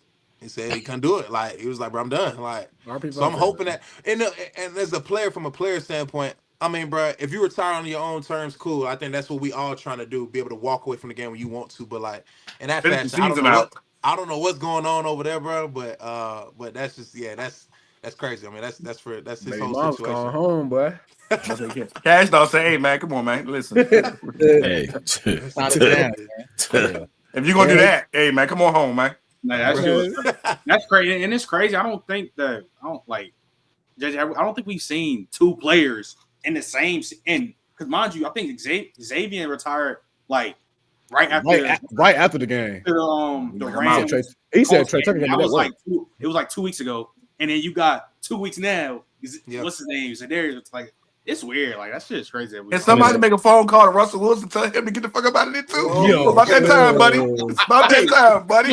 Okay, now time to go home. It's crazy that you brought up Russ, right? So, JJ, this is a genuine question because we be talking about all types of things, and honestly, I don't know if you were saying. Well, I think a lot of emphasis see it. All the Seattle players that play with Russ always give him like backlash, saying he's not a Hall of Famer and this and that. Bro, you think Russell Wilson's a bona fide Hall of Famer? He a Hall of Fame deep football thrower. Like, I mean, he you want to know? He got you a Phoenix fan? He got a crazy deep ball. That's other than that. I mean, it's Russ, bro. I mean, dual threat. It's hard. As an escape artist. You don't think? And you just like that's your real. I only said that from a perspective of like what he does, like what close to like Hall of Fame or type of stuff like that. Because I mean, everybody know like you guys across the league that's still in the league now. Like Russell Wilson deep ball was crazy. Like literally it floats in there. Hell, I was a victim. Literally played him when he was in Seattle right before. Obviously, it was kind of like on that tail end when Seattle was going down. But like, bro, he still was throwing moon rockets like out there, bro. Like, so we knew about that. But as far as just like the playmaking stuff that after Seattle, post Seattle when they didn't win, after that Super Bowl, after they didn't win it, man. I'm a big Russell guy, but just in general, it just ain't been living up to what it has been on film in the past, and then even going back to Denver wasn't good either. He's stealing money. But JG, because you said you're a Russell fan, and maybe I'm the only one to see he's definitely stealing money. He should be locked for fraud. So when you watch low-key, because I was saying this when I was watching the Giants game, ironically, when you watch Jackson Dart play and you think about young Russell Wilson, it don't look a little similar? Even how they rush the football. No. You don't see it? What? When you look at Jackson Dog play, you think about young Russell Wilson. Did you just make that up? That's the thing. Like, where are you going with it, bro? I'm talking about the way they play. When I think about young Russell Wilson, how he played, how he got out the pocket, like even how he came into the league and was like 3rd round pick, but was already ready to go. Like it remind me a little bit. It's like you get replaced by your I cerebral copy with it, but that's like it's hard to say that because I mean, like, bro, any nigga that make it running, scoring touchdown, or at least that can move and run like him, you can say the same thing. Like, oh, that's another Russell. But like, nah, they totally different. I think that was your thing. Yeah, they different, bro. They different. No, and it's crazy, Chad. He was say, y'all talking about stop trolling. He dead ass serious. He dead ass. No, he dead serious. I know he's serious. But I see it. JJ, I gotta ask you this though, because talk about edge rush, we always be talking about lists, this and that. Yeah. In your opinion, and you obviously you include yourself, because I don't care. I always say I've had multiple players do it when they came on here. What's the name? Who do you think are the top 5 edge rushers in the game currently in today's game? Yeah, off of just like moves. Like, who do you think is the best? Like just the best like edge rusher overall, like just a player. Overall. Yeah. I need an edge rusher. This one I'm taking. Not just pass rush. Niggas who stop the run too, JC. So, yeah, Here you go early. Here you go with this book, man. Yeah. Look, go ahead, JG. Go ahead. Yeah, Go ahead, I go me in there. Mike up been there for top sure. 10? No, Mike is in there for sure. Max is definitely in there for sure. It's a grown ass man to play for Cleveland. You just played him. Oh, Miles, yeah, for sure, Miles, for sure, Miles. And I ain't gonna, just and also to credit me, just because I forget, no meaning none of that. So, and that's 5 right there, bro. So I mean, but you can do. I'm gonna do 5 A, B, and C. I respect it. That's tough, man. Yeah, Lee Melvin. You can probably go. TJ's in there. You can say TJ. There you go. TJ stop that run. And then shit, bro. Benito hooping, bro.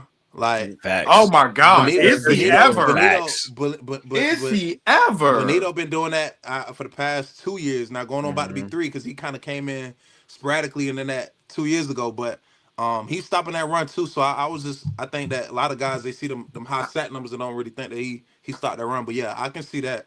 How you feel about your running mate in Houston? Will Anderson or Daniel Hunter? Shit, yeah. We ain't gonna speak on that because they shot him. No. Because if you talking about both, bro, I mean that's Superman, bro. Yeah, Will got to be that 5B, 5C. Daniil in there too, bro. It's hard. And Brian Burns, because that's a thing. BB, yeah, that's my Dodger literally just taught them too. Like, yeah, it's a tough one, bro. Because I just named you just premier guys that like you just think of knowing that it's shown both TFLs and obviously the sack numbers are both matching up and tackles. The other guys are kind of like more of a sack number. They got TFLs, but most TFLs is a sack. So, but just watching film, like guys just play that run. Yeah, you got to throw those last 2, Will and Daniil, because that 4-3. I mean, that's literally all they preach over there. A lot of Kobe. Hey, Kobe, I want to let you know, Kobe. Early, shut up, man. I'm getting to it. Damn it, shut up, Early. Well, I want to say this. I appreciate you. Early. Yeah, you let a baddie go. You let a baddie go, Slim. One man's trash, another man's trash. I'm gonna tell you right now, boy. You let a baddie go, Slim. You're so nasty. You let a baddie go. You let a good one go, boy. You talking about a baddie go? But you was calling that baddie a fool 2 months ago. You see what I'm saying, JG? Me and Early had this argument. I'm talking about we went at it for like an hour, like a minute ago. Is Micah better than Early? Who did you say, bro? Trey Hendrickson. No. He said Max. He said Max. He said Max. That's who you got. Is Micah better than Max? Who you got? Oh, that's a tough one, boy. That's tough. Trey Hendrickson. JG, you've been top 10 and both stopping the run and pass Max rush. or What I'm Micah? saying is, Max you got to do both.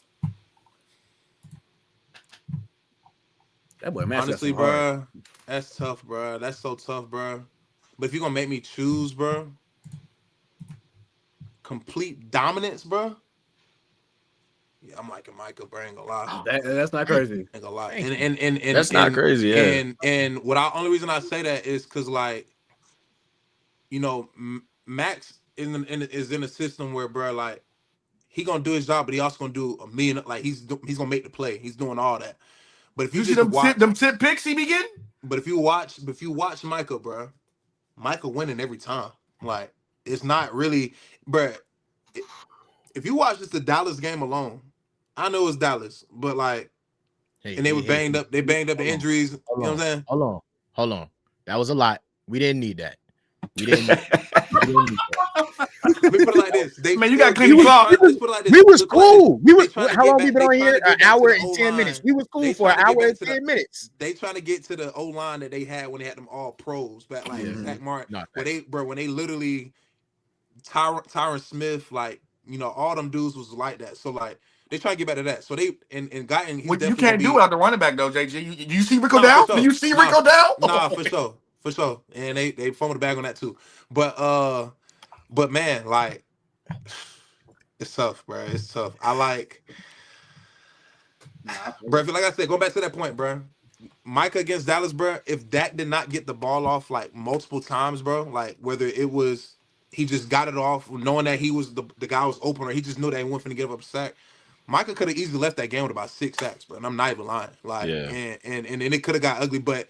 And that's not saying Max don't do that on the other side as well. But he stopped and run too. Max is definitely more so involved in like if he ain't making a play, in my opinion, I think it's gonna be a big play. You know what I'm saying? So like they got two different defenses where Max got to do all that, and shit, Mike in the defense now where shit he ain't got to do it all. Get to the quarterback.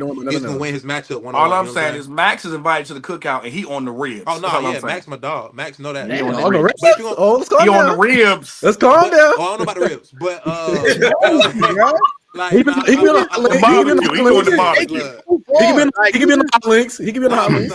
He got the hog. He definitely doing the hog. He can bring the cigars. Like that's cool. Like why? Like the ribs? Bro, we can't keep inviting everybody to the no, so he definitely could, but yeah. But nah, he can get Travis called. I don't know if you remember that. He had that video that went viral. He told me, I need all my niggas to pull up. Like it was a video. It was yeah, he can't say the N-word, but he did take Travis. He took Travis Kelce card. I'll tell you that much. They swapped out. Yeah, Kelce took his own card. He took his own card. Yeah, that's all. Nah, y'all think it's funny. But get back to the games, bro. I think this is fucking. Get back to these games, bro. I said, JJ, I'll start with you. I don't know if he was able to catch it, but he probably wasn't. But Seattle beat the Jags. Jason had another dominant game. That's some conversations. He had like a $162, 8 catches in a tutty. And the NFC West is they Seattle, 49ers, and the Rams. But I want to ask you personally, ask everybody else. Do you think Seattle's in the conversation for that best team in that division? They got over there? Hey man, hey, Sam ballin'. Hey, I ain't gonna lie. Like missing your ex, ain't it? When she post a picture, you like, ooh, I forgot how fine she was. I forgot she used to be fine. Like the only thing I say, like Sam hooping, but what's scarier too is that San Fran was it was like 4-1 before going into that, and they still ain't had their quarterback the entire time, and you know they still figuring it out. You know, Bosa hurt too. Like Fred out for the season. Damn, Fred's down. Like for them to be in this situation, man, you can't sleep on them. But I definitely can see Seattle being that right now, just on paper and kind of what they put. Not even on paper, what they done watching on film. Like they definitely putting out one of the most efficient offenses out there for sure. Because that shootout they had the other night, I think they lost to Tampa Bay, right, or the other week or something like that. I'm the Bakers, man. But I mean, you look at it. You would have never known that. I mean, this is two quarterbacks who literally were they're not even on their own drafted teams and stuff like that. People gave up on them, and now they literally light it up. So Seattle, man, I can see Seattle being that for sure. I'm definitely in that division. Well, can't do that with the Rams because I completely forgot about that. No, you can. It's a dogfight though. You can. You forget about the Rams? You're not a fan? You're not a Rams guy? Stop it. They was good 3 weeks in a row, but after that Eagles game, they ain't been the same since. I could see that too. It's combos to be had. It's that Baltimore. Hey, I'll be real, JG. I can see that though. You watching the film, you know what that Baltimore defense is. That game was too close. 17-3 is too close against Baltimore. I ain't gonna lie. Seattle can't beat the Rams though. They can definitely beat the Rams. No. The Rams are Seattle's number. The Niners usually get the Rams number. It's weird. Yeah. It's weird that you got it right. I think like man. Yeah, it's just San Fran. I mean, they're a team that I think now, if you get them back healthy, obviously, both is going to be out. They're one of those teams where they can just mess up Seattle or LA season when they need that last little win to either win the division or get them in that wild card or something like that. You know better when it's a division game and you need that game at the end of the year, that week 18 game. Yeah, they don't care about nothing but just messing up your season. So nothing but holding your season. But San Fran whole medical staff got to be fired. I don't know what deal they made with the devil. Fire everybody in the office. Just everybody go. It's just one of them years, bro. Like everybody go through it somehow. It's been for like 2 years in a row. Hey, early 2? It's been for the last 8 years. It's been like everybody hurt, man. Linebacker healthy, Jay-Z. They can't do it. It's like this is first time Fred getting hurt for real. Like we know. And then Purdy, obviously that was like some freak stuff. So like they've been healthy for the most part. I mean, they've been one of the more healthier teams. When it comes down to it later on, except for this year. I mean, shit. I mean, and then obviously IU got hurt last year. What is it, last year? Something like that. So year before.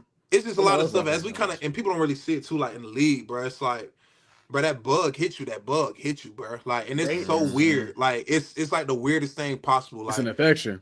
Like, bro, it's like they signed a deal with the football guys. Look, bro, we going through it. Like, we just getting out of it, but Minnesota, bro, we was hurting this past game. I think we went down like 7 starters. Like, like it's literally. But it ain't San Fran. It's like, dog, it's almost like they signed a deal with the football guys. It's like, give me 1 year, give me another year healthy of Christian McCaffrey, and I give you 9 years. That stuff like that. That's what I'm saying. Like, when people when you put it like that.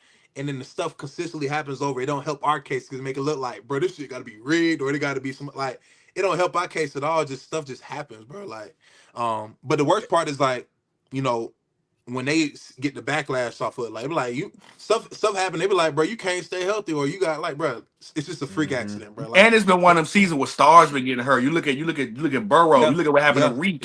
Like it's stars getting hurt this year, man. Yeah. No, you're right. I mean, it sucks for the game, but I think that's where somebody said earlier where it's such like a toss up in the league right now of who gonna be that team to be holding it up at the very end. And like you say, but the Colts is literally they the number 1 team right now based on paper and obviously just watching them play ball. They playing really good defense. They got offense has been clicking. I think they almost leading the league damn near in turnovers and stuff like that. So they playing good ball and it's just like. It don't matter, bro. One team could be sorry. Well, not sorry. They can be. Yeah, I'm gonna say it. One team could be sorry 1 year, and then shit. The next year, you looking like the best team. Are y'all injury? Because the Colts are almost giving me what y'all were last year. A lot of people wasn't high on the Vikings, and what y'all did last year was magnificent. Are y'all out of the? Y'all kind of getting rid, like you said, y'all getting rid of the bugs on injury? Kind of, JJ got hurt. Y'all had to start Wentz like it was 2007. I thought it was 2018. That's all day. Wentz started. Darisaw been hurt. I thought it was 7 years ago. I didn't know what was going on. Nah, that's real, bro. We just like we still got to get everybody back. I think JJ he'll probably be back this week or something like that. I think he will. But for the most part, like everybody else is just coming back into it. Like I'm pretty sure they had a stat on there saying like, bro, our offensive line ain't played together yet. Like I'm gonna say Darisaw been in there. I think y'all just lost Ryan. Y'all just lost Ryan Kelly, I believe. You know what I'm saying? Ryan Kelly out. So like, we just gelling that thing together. But at the end of the day, it's like, like you said, it's a good point. The Colts kind of looked like somewhat of us last year. And people weren't really high on it just because sometimes it ain't sustainable. The way some teams are winning and how things are going is just not sustainable. But yeah, that's just one of the things too. You got to ride that wave when it's hot. I mean, shit, we was hot last year going into it and we started off swinging. And now we kind of got banged up. So for us to be 3-2 coming off the bye, getting some players back, we were definitely encouraged by that for sure. Keep it real, JG. You got to listen, man. Hey, what's that? You missed having Stephon Gilmore? Oh, Gilly? Yeah, Gilly, bro. Y'all can use him right about now. I'm just saying. Gilly is a vet, man. Gilly a vet who know the system like left and right. But as we still know, bro, this game is like, you got to be able to run, boy. Like, you think he can? He look good last year though. He can run, but it's like it's a matter of like how long you gonna ask him to keep running. You know what I'm saying? Like, it just ain't sustainable for any. I mean, unless you got a young rookie or young guy coming out there running 20 plays straight of straight man. I ain't gonna lie to you. You got a 92-year-old out there playing safety at number 22. I ain't gonna lie to you. So you can't talk about somebody running. That nigga, hey, look, man, I ain't gonna lie to you. Harrison Smith played when they had the leather helmets. That nigga was in the game so long. The old stadium. The old stadium. That nigga been there for a long time. He been there, but I think I seen Harrison Smith tackle Reggie Bush. Like he been there for a long time. Man. Look, hell, he probably done, bro. He done been around forever, bro. Like to see somebody know all like been around every team there is the Vikings has had to offer.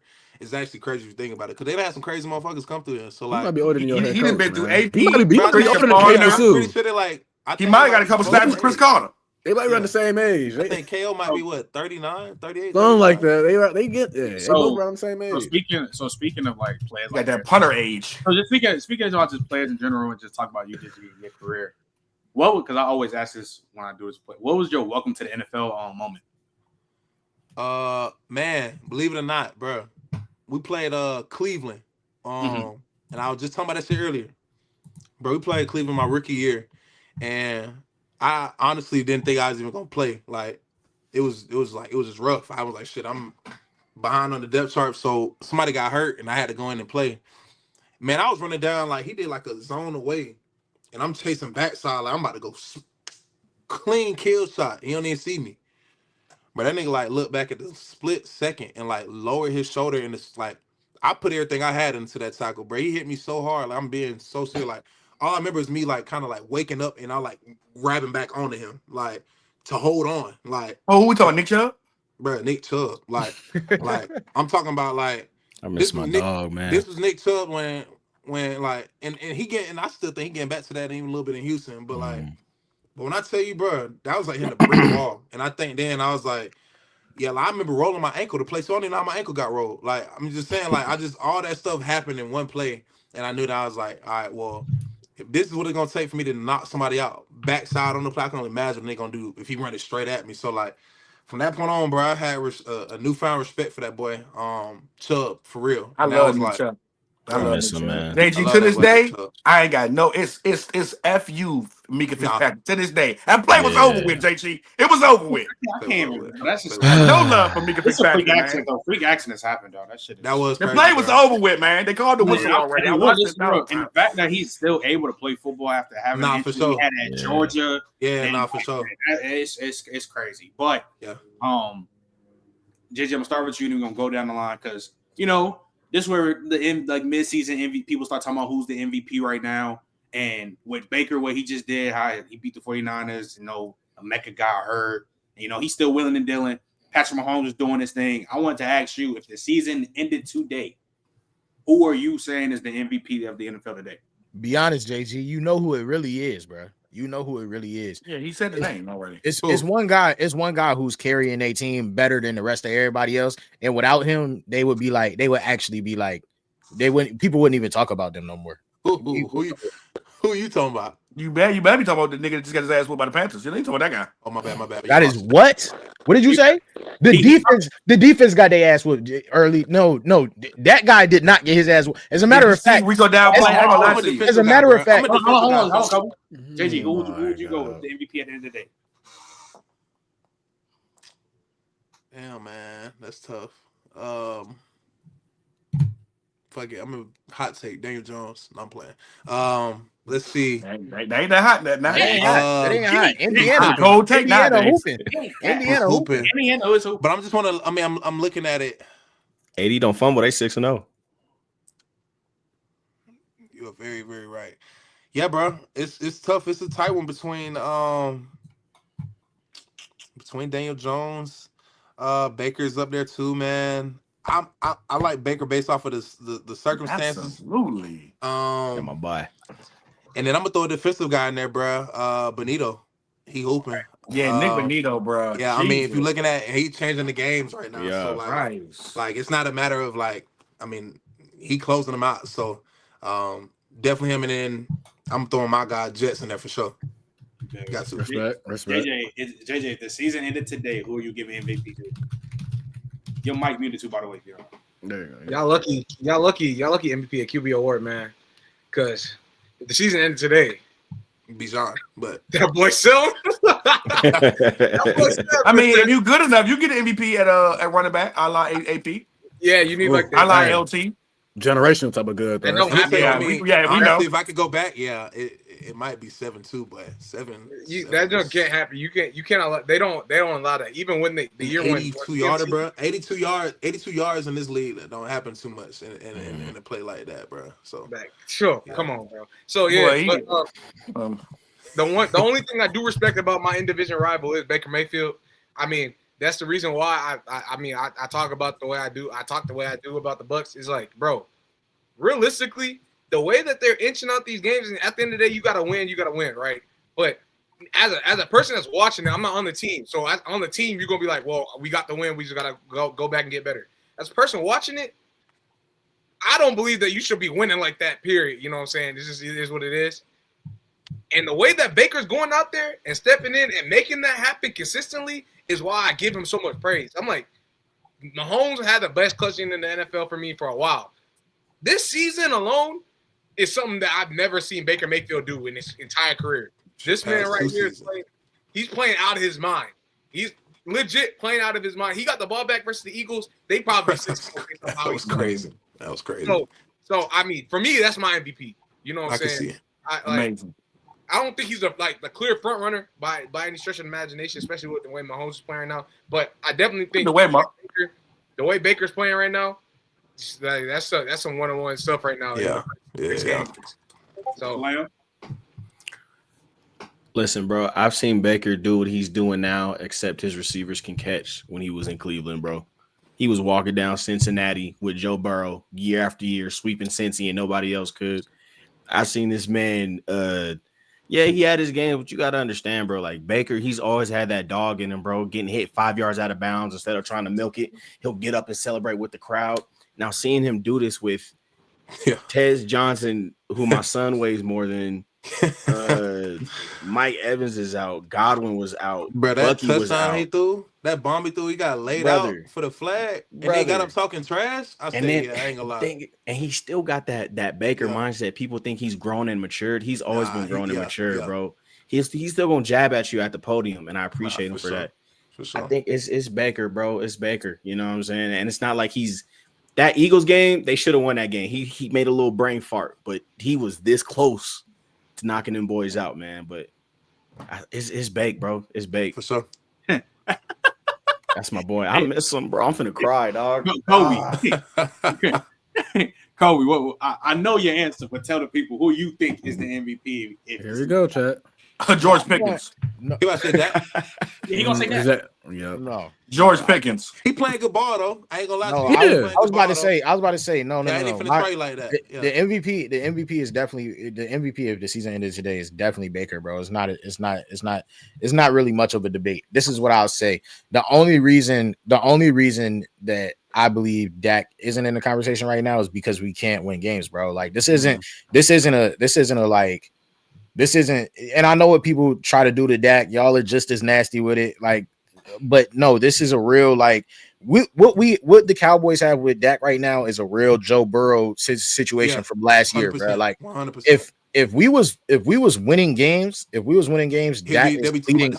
Yeah, like if we was winning games, Dak has overtime stats is nasty. Like we literally haven't played in. We played in overtime in one game, bro. Like you're weird.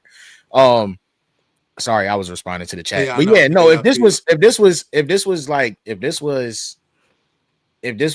there was anything comparable to 2024 Joe Burrow, this is it, bro. Like Dak is playing his ass off right now, and we haven't seen him play like this before. And maybe that 2023 season, but I think this is different right here, bro. That was a good season though, bro. That was a very good season, bro. But you could tell the everything is different, like, and everything is different about this one, bro. Like, CD went down, and I know I think for me, like seeing the way that him and GP have grown the connection, I think you had to watch that happen in real time. Yeah, I just think CD going down really GP helps. might need aid on his back because he look like Michael Irvin on that motherfucker. And we was missing 4 starting offensive linemen too, bro. Like we was missing 4 starting offensive linemen. Like it's a lot going on over there, bro. Yeah. No, you're right about that. That was a good like comparison with my bad. I lost my damn camera. With Joe, with Joe and Cincy. I mean, but that man Dak, shoot. That Green Bay game, I was so like, that's the old Dak, bro. Like that literally, everybody was talking, like you said, everybody talk trash and give him hell for it. But when you play, obviously on the quote unquote America's team, bro, they gonna put you on the microscope, obviously like it is, and obviously make all the bread and this and that. So I understand the hate of it, but I I always had an argument by other folks that's saying like, where you place Dak and this and that. Dak's an elite quarterback. There's not making no mistake about that. It's just a matter of, like you just say, bro, they're not winning. If they win in these games, and obviously he can't control the dude fumbling, running back fumbling in these type of games and stuff like that. Like, they win them games, but they talking about Dak like he God right now. Like, I definitely can see, because that's what they waiting on. They were waiting on for Dak to just go ahead and go crazy and prove everybody wrong, so they can just fill up, the talk points about Dak and how he's back and all that. But yeah, Dak definitely is playing good ball though, for sure. Early. I mean, well, y'all know how I feel about Baker, man. I've been screaming to the mountaintops. It's the moxie, it's the swagger. Look, JG, between him and Max Crosby, them the two Caucasians. And if I bring them to a family event and my family go, who the white boys? They with me. All right? Them two white boys with me. So Baker, look, I'll take Baker out. He's got to put back around. He's got to put back around. You just got to flip your things. Or you slide out and come back in. Pause. Yeah, great. Yo, that was great. I'm just you. But yeah, Baker's definitely somebody I would think would be MVP. But I ain't gonna lie to you, man. Listen, man, I'm being nasty, but hey, man, Rico Dow, man, I had to rub my eyes a couple times. I thought I was seeing LT, man. I had to check my eyes, man. Hey, Rico Slim. Let's calm down. Yeah. Hey, Pretty Ricky, what they call him? I ain't gonna lie to you, Slim. Like he Rico, played the worst two defenses. Man, the worst two run defense in the league, man. Hey, listen. I see some gaps where I can run through them gaps. Like about 15 listen, yards. you squint your eyes, and you might see Marshall Falk out there. So I'm not gonna lie to you, man. I love me some Rico Dow, man. He tweeted. I appreciate you. Hey, Kobe, I appreciate you. I appreciate you, man. I'm not gonna lie to you. As much as people getting on us about letting Rico walk, bro, like picking up Javonte is. He's about to good. Javonte been good. Javonte been telling him like he back in 2022. I was about to say, bro, like he picking up Javonte. He's just healthy. Javonte been like he's just healthy. That's yeah. And the fact that like it got nasty because last week Javonte only had like 30-something yards, bro. Like there was nowhere. He didn't get boxed, bro. Our offensive line was terrible. And the problem is Shotty has gotten predictable with the Cowboys play calling right now. This isn't a Cowboys show, so I'll get off my horse. Don't disrespect my defensive Derek. Don't disrespect my defensive Derek Brown. Don't disrespect. No, I'm not. But if you watch the Cowboys, you seen we did the beat John. You seen we did the beat John. Early, shut up, man. 3. Early, shut up. Anyways, that boy had what I was saying. Javonte was not in the box, bro. Our offensive line is trash, and right now our play calling is predictable. When we go under center, the Cowboys about to run the ball. When we go shotgun on 3rd and 8, Dak about to throw that thing to GP. We have nothing. It's about to happen. It's about to happen. Bet. So moving on. Talk about another game. Damn, he said, "Fuck my MVP pick." Oh, I thought you gave your pick. Well, you see how you get you feel me, Kobe? When Kobe get do-rag, you ain't got the do-rag on, bro. We don't know you no more, man. I ain't recognizing you. Your name, bro. You talking about? Go get your do-rag, brother. Don't wear a do-rag. I got 80 do-rags in my dresser drawer. You ain't gonna take my name from me. That's the regular answer to saying he don't wear no do-rag. But that don't mean nothing to me. What's your real name, do-rag? You looking like that guy. Let's keep it saying. Dave, who is your MVP pick if the season stopped today? That's a good question. As much as I would love to push my Drake May propaganda, the strength of schedule really ain't there. If they would have beat Pittsburgh and came out that Pittsburgh game, I'd feel a lot better about pushing that agenda. If they were 5-1 beating Pittsburgh and beating Buffalo, the schedule ain't there. So I'm gonna hold off for now. Ask me about 4 weeks though, and I might give you a Drake May answer. But I mean, what Baker's been doing is insane. I mean. Tristan Wirfs didn't play the first 4 games. Luke Goedeke went out on IR. Then the first couple games though, you had Graham Barton at left tackle. Your starting center was playing left tackle. K-Dot went down. K-Dot went down. Cody Mock went down for the year. Now you down Mike Evans. Now you down Ibuka. Now you down Chris Godwin at the game. Chris Godwin went back for about 1.5 games. So I mean, what he's doing with all the injuries, and the biggest thing for me. He's playing a very comp schedule relative to the guys we're talking about. They played a lot of good teams. They played Atlanta. They played Houston. They played Philly. They played the Niners. And Baker had 5 4-quarter game-winning drives. I mean, and Booker got hurt. Yeah, he hurt his hamstring. So is it serious? Yeah, it's looking serious. Yeah. So any hamstring. Tat McMillan rookie of the year. Tat McMillan. We back. Jackson Dawson's a heavy favorite right now. We back. Dart's heavy favorite right now. But I mean, Tat McMillan. What Baker's doing, though, I mean, we can't doubt. I mean, you can't slide him at all. I mean, through all the injuries, through all the adversity, he's lifting up and he's making them game-winning drives, even if he's not having the strongest game. And that's truly actually hard to do. Going through a 3 quarters, not playing your best ball, and then when it comes to the clutch, you just say fuck whatever I did and just go straight and just start hooping. It got to be Baker, man. Yeah. Well, bet. So moving on, JG, I'm gonna start with you because I know you talk about you hate the Eagles with the touch push and all, but I just know probably hate going against Patrick Mahomes and just playing him. I know that shit get annoying. And you know, them just Sunday night, they beat Detroit. They about to get Rashee Rice back next week. How do you feel about the Kansas City Chiefs this year, and what do you think these boys about to do for the rest of the season? Because you know they started off a little bit rough. Yeah, they're about to get going. Yeah, I think. I mean, anytime you got you got Pat Mahomes, you always got a chance. You can't really put him out. But I think ultimately, when you look at the teams in that division, you know, Denver, was it Oakland? I mean, not Oakland, Vegas, and then obviously the Chargers. So like, it's a matter of like those teams out there ain't no slouches like at all no more. So like, you can't really just book those matchups like you usually could in the past and just say, oh, Pat Mahomes is gonna find a way. I mean, ultimately, if he does, you can just toot your head. I'm like, okay, yeah, he pulled a Pat Mahomes move, but I think defensively, they got to get. They're still gonna make some plays. I think their game plan is always gonna be is always gonna have something up their sleeve, you know, to make sure that they going to exploit the offense's weaknesses in some capacity. But I only say that they're not that just far ahead of anybody anymore. It's just because look at these teams now. You mentioned Denver, like Denver literally is a contender. Period. Like they're not just a team that could they can possibly mess up your season. No, like they possibly could win the division and still can go some places if they continue on the pace they're on, the way they're beating teams. But I still think that KC. I mean, they still got some weapons on with speed and obviously like you said they getting Rice back and obviously they're gonna have Worthy and Juju's still getting speed out there, taking the top off at times, just kind of using it as a decoy at times.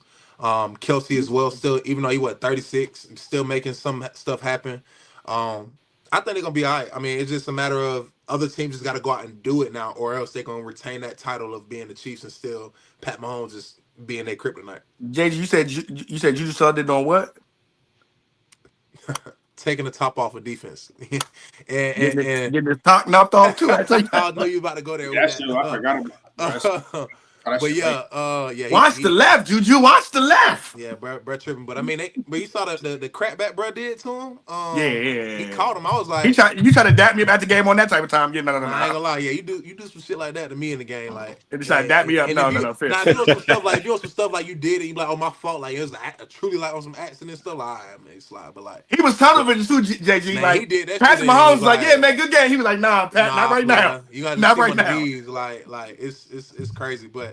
I mean, some dudes got pressure like that at the game. If you got pressure after the game like that, you really got pressure. I think that's to take a game paycheck. Because it's like we got our levels of like, bro, is it worth it at times? Like, if it's not like initially right there in the play, you don't say something, do nothing initially right there, and it's like, all right. But if you still mad after the game, bro had to either say something personal, do some shit to you that either like could have messed you up or something like that, and he's still like standing on it. So I think that like, bro, he had to say some stuff. He known for being an agitator. On top of that, yeah, I could definitely see that though. Definitely see that. Yeah, but early, how you feel about these Chiefs? So you said they can. We was talking about their schedule. They say they potentially go 1-5, and they caught 2 of them. I ain't gonna lie, I didn't see this win versus the Lions. That one really I just thought the Lions were a better team through and through. The Chiefs defense so weird because I feel like you struggled. It was a lot of plays that kind of messed up. But even when you watch them versus the Giants really gave that game up. But this team that came in versus the Lions, like it was a whole different team, man. The pass rush was there. They're already a good cover team, I believe. They one of the better cover teams. Bimba don't break. But I was just, Patrick Mahomes is one of them quarterbacks. It's like you got to get to him. And I'm gonna lie, I don't know what Pat has gotten his strength from rushing the football, but he been running niggas over lately and really been putting people, embarrassing people. This new little celly he got been going crazy, but I just ain't. I ain't gonna lie. I ain't expect this, and I ain't gonna lie. The Chiefs are gonna always be a team that well coached, been there before. You just never know, man. You just never know.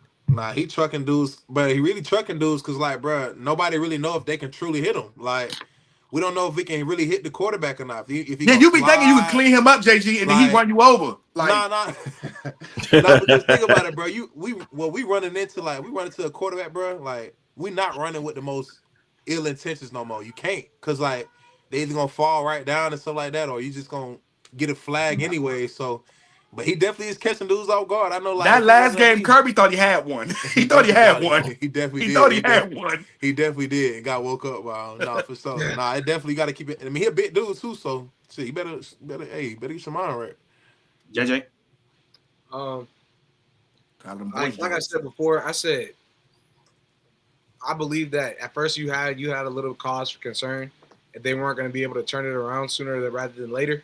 You know what I'm saying? Especially with them missing a lot of guys. They got Worthy back a couple weeks ago, and you know that adds a little bit more flavor to their offense. And then they're getting going a little bit. I think now with Rasheed coming back, you got Worthy, you got all them boys going crazy. I mean, they're winning games now. I mean, that's a recipe for the Chiefs being a dangerous team again. They do need a little bit more help on that secondary in that aspect. Oddly enough, this is the first time I'm gonna say this. I don't think that if they can make it to the AFC chip, but I really don't think they're gonna win if they make it there. But regardless, I definitely think they're a playoff team. Looking to be a playoff team again in my eyes. So for real, JJ, but who beat them though, JJ? For real, who beats them if they make it to the chip? Real quick, hold on. What's the name? JG, I know you got a dip. So you want to say anything before you head out, bro? Cause really appreciate you. You basically with us damn it for 2 hours. Really appreciate for it. sure. Man, this is dope, bro. Yeah, I appreciate y'all having me on, man. I'll definitely come back, do this again, talk ball with y'all, whether it's on camera, off, whatever. I'm down to. I love to talk like hot topics and stuff like that. So, yeah, man, lock me in. Like I say, y'all follow me on IG. We can definitely keep in contact. And definitely looking forward to it, bro. I'm gonna follow you. Yes, sir. Yes, sir. Hey, I got one more question for you though. Talk to me. We've been arguing this for like the last week, whatever.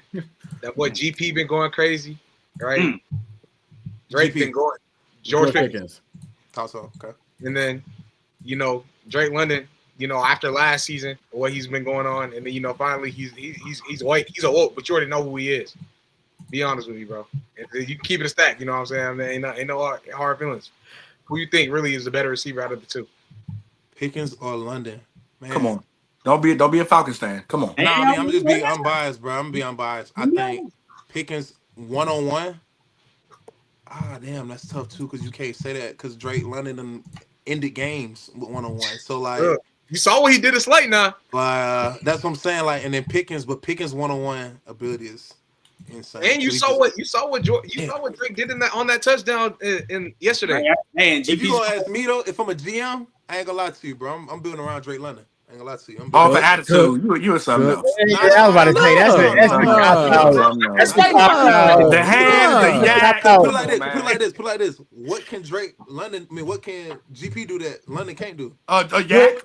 Yeah. JG. He know JG. He know to kick a nigga in the face. I ain't gonna lie to you. He know JG. GP will give you one kicking nigga in the face move. I ain't gonna lie to you. Y'all heard it here first. For real though, I can see that though. But I'm all pro. I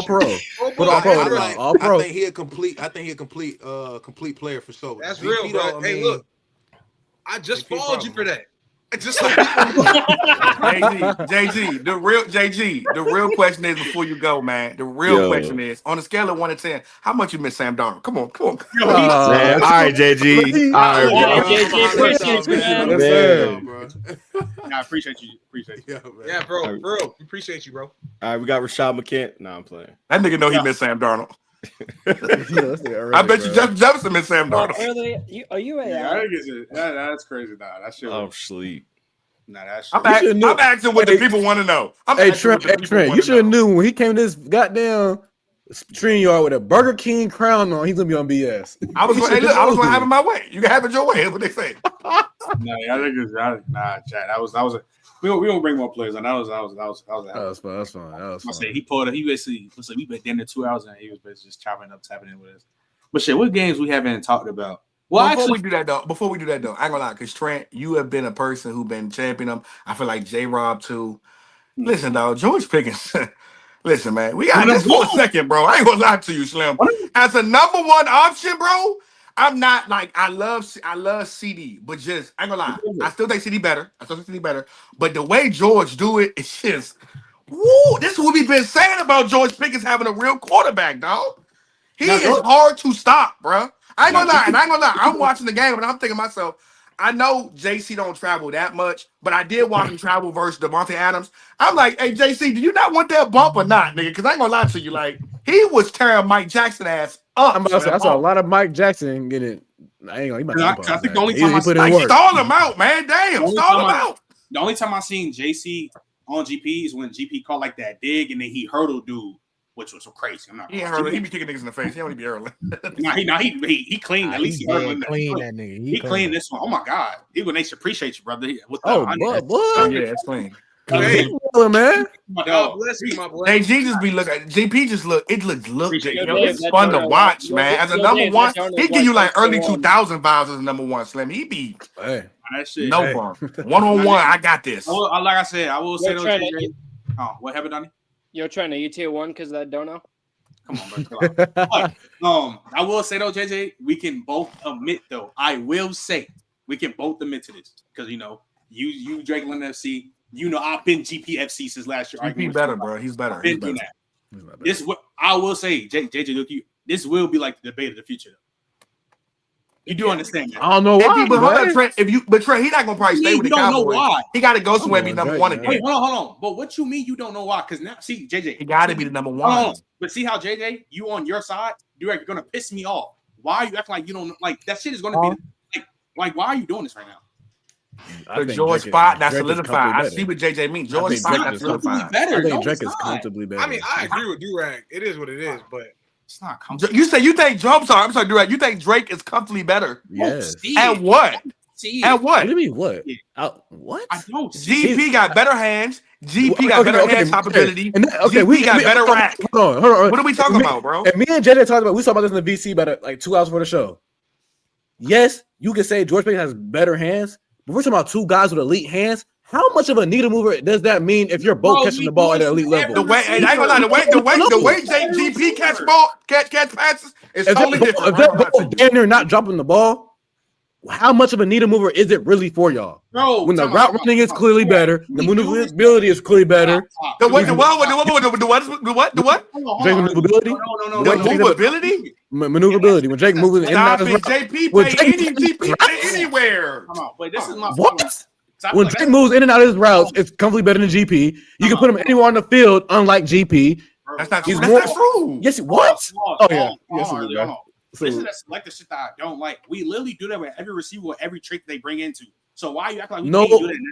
But no. Because every trait is not weighed the same, though. We know that. Every trait's not weighed the same. Even if it's not, we still do that. Niggas still can't. All he do is run better routes, bro. All he do is run better routes, bro. He not a better red zone threat. He don't have better yak ability. He don't head top better. He don't have better hand. Let me say this.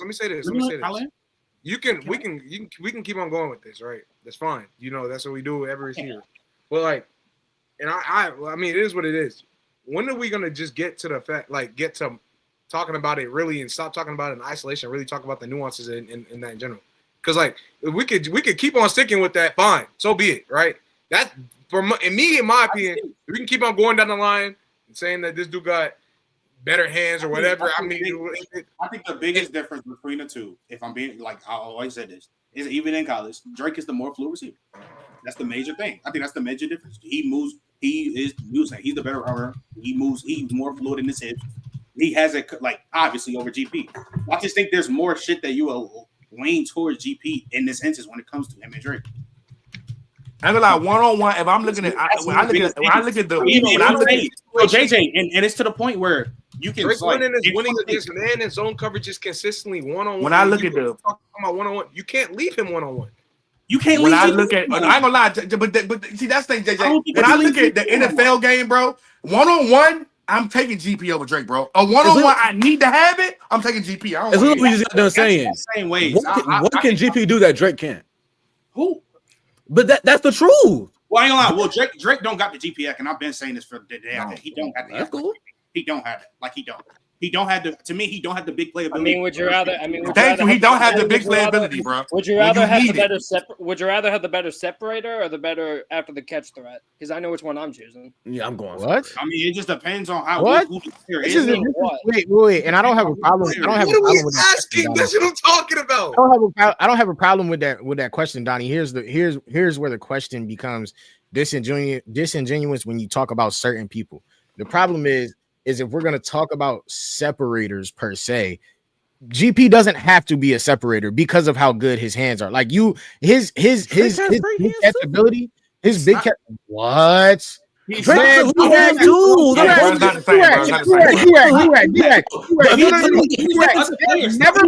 You just got to get around GP, though. His hands is not better than GP. Period. I get that. So what? That's a big point to me. Trent. Hold on. It's not the elite hands. Drake ain't dropping nothing. But Durag is not the same, bro. You know it's not, bro. Catchability from GP is out of this world. There's not no, and I understand you're not wrong. Drake London has. So that's my point. If he has elite hands, he's separating and he has the elite hands as well. He go down there and catching 50-50 balls. There may not be it, bro. No. There may not be. There are real conversations. GP catch rating is different, bro. It's different. I was about to say there's real conversations that there may not be a better catch rating is different, bro. What he say? Why did I just go crazy? I said GP catch radius is different. Well, we like Drake London has a doesn't have different for this too. Y'all know what? Y'all ain't gonna lie, bro. Y'all know what I mean too. Y'all just underrated. Are we about to act like George Pickens isn't probably the best contested catch wide receiver in the league right now? If not, it's prime AJ Green like. It's prime AJ Green like. Kobe, let me ask something. If he's a 10, what's Drake London? A 9.5. If that like 9 and 9.5. A 9.5. Yes, I agree. 9. Damn near the best contestant. But if y'all being for real, only thing Drake London do better than GP is route running, bro. I can't give you yak. I can't give you red zone threat. I can't give you hands. I can't give you big playability, bro. He do everything better than except for run better routes, bro. I think that hands argument. I think y'all gas it too crazy. And he don't have a fucking top. Yo, overvalued. Yo, overvalued. In a league, in a league that is full of separators, at the end of the day, being able to separate is what is going to trump over everything. Look at the top receivers in the NFL right now who are dominating the NFL right now at the highest level. They're all separators. Being able to separate at a high level, and the fact that plug and play Drake London everywhere, and the separation gap between Pickens and Drake London is further than anything. So let me not be nasty because I'm just saying you talking about the receivers that separate dominantly, like GP is really not dominating the league. He is. He is for sure. But at the end of the day, I believe separation is the most important skill of a wide receiver because outside of hands, it leads to so many more opportunities. Outside of hands. Can I say something to Donnie right quick? And I'm not even trying to be nasty. Can I say something to Donnie right quick? And I'm not even trying to be nasty when I say this, bro. As a college football like evaluator, I understand what you are saying. That is the truth in college football because quarterbacks aren't expected to be what quarterbacks are in the league. In the league, though, when you have somebody like George Pickens, that right there to me is somebody that you can throw the ball to at any time, bro. And I get how big and important separators are, but to have somebody like George Pickens that you can literally look up, he down there somewhere.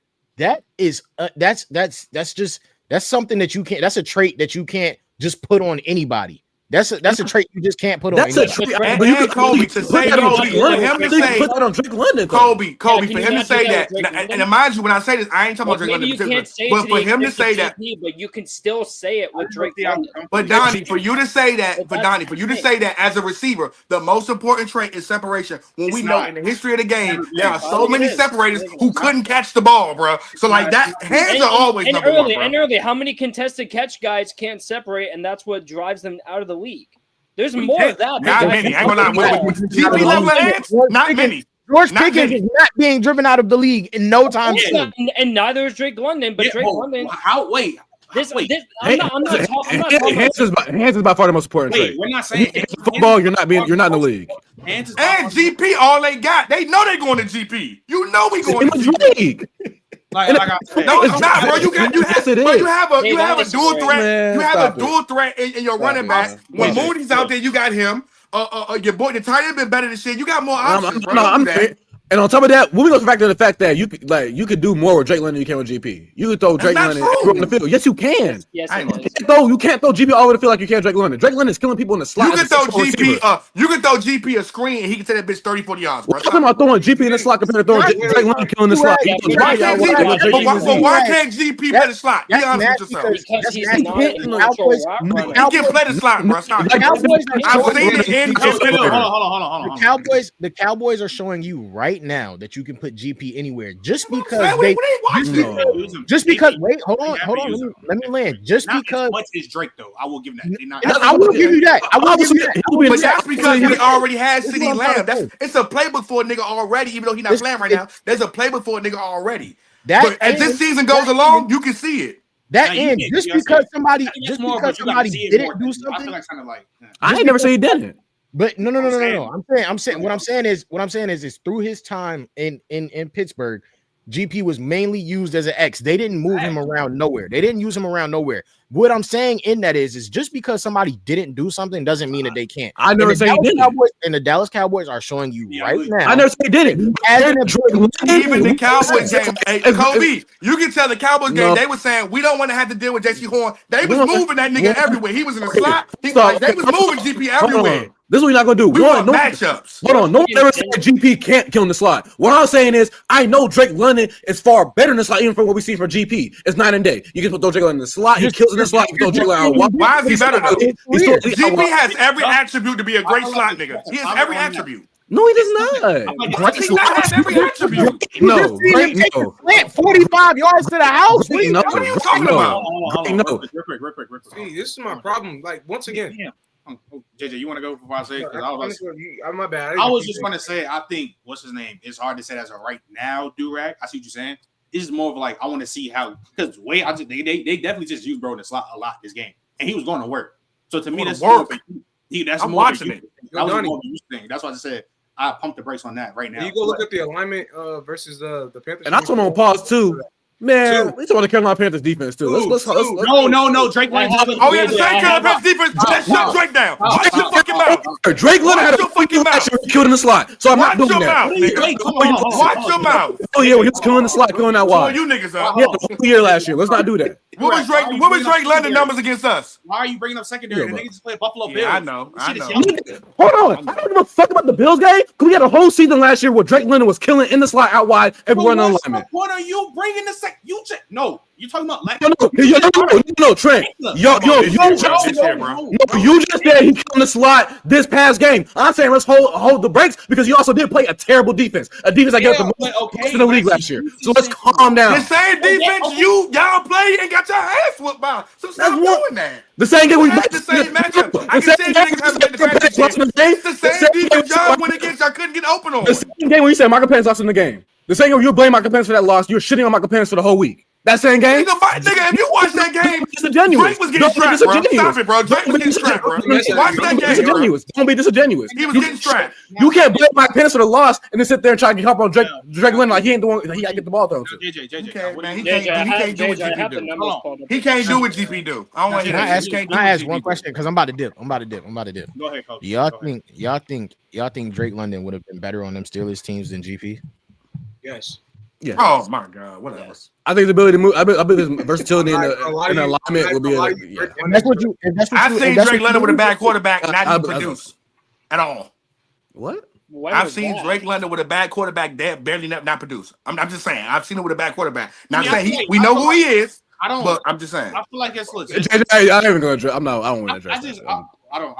When was that early? Wait, what are you talking about? It was bum ass Desmond Morello. You're right. It was bum ass Desmond Morello. I feel like the Steelers tenure with GP is kind of like because he went for 1,100 and then he was about to have a career year and then he got the hammy injury. So I feel like the year he had last year people just scoff it by, act like a nigga wasn't on nothing, but really he was about to have a 1,400-yard season. And I feel like we'll be talking about. And Trent was getting the Randy Moss way, 63 catches for almost I feel like 1,100 yards. GP in a way more different way than we are, but I don't. But like I said, Kobe, I know you about to dip. Then JJ, what was you about to say, bro? I say appreciate you. Hey, respect to you, Kobe. You know what I'm saying? You're going crazy, man. I say yeah. First, say shout out. I ain't gonna lie. You've been putting in some fucking pain. I got put in some work, boy. Shout out Kobe and his TikTok with the Huddle the Stars on the Cowboys. He got 1,000 followers in under a month. I ain't gonna lie, he got a video. Then they got about to have 1 million views. Cowboy and Panthers fans on his ass. Don't never let right now, gang. I ain't gonna lie, I'm getting Kobe. Just don't never let me catch you without your glasses and that little lazy eye you got, man. That's what I'm saying, man. Don't never let me catch you without your glasses. Make sure y'all follow Kobe Pod, though. No troll. Make sure y'all follow. Putting that work in, boy. Nah, Kobe, good nigga, man. Good nigga, solid nigga. Look, my point is, y'all are sitting here trying to argue all this other stuff. One, the GP. Actually, wait, hold on, Donnie. You talking about break? Not, by the way, y'all. Yeah, I know. You already know it. I already cashed it. What's up? Hey, can you tell me what that alignment was for where he was lining up and out wide and slot? Like what the numbers were to that? What for the season or game? No, the Panthers game. 10 reps in the slot, 23 out wide.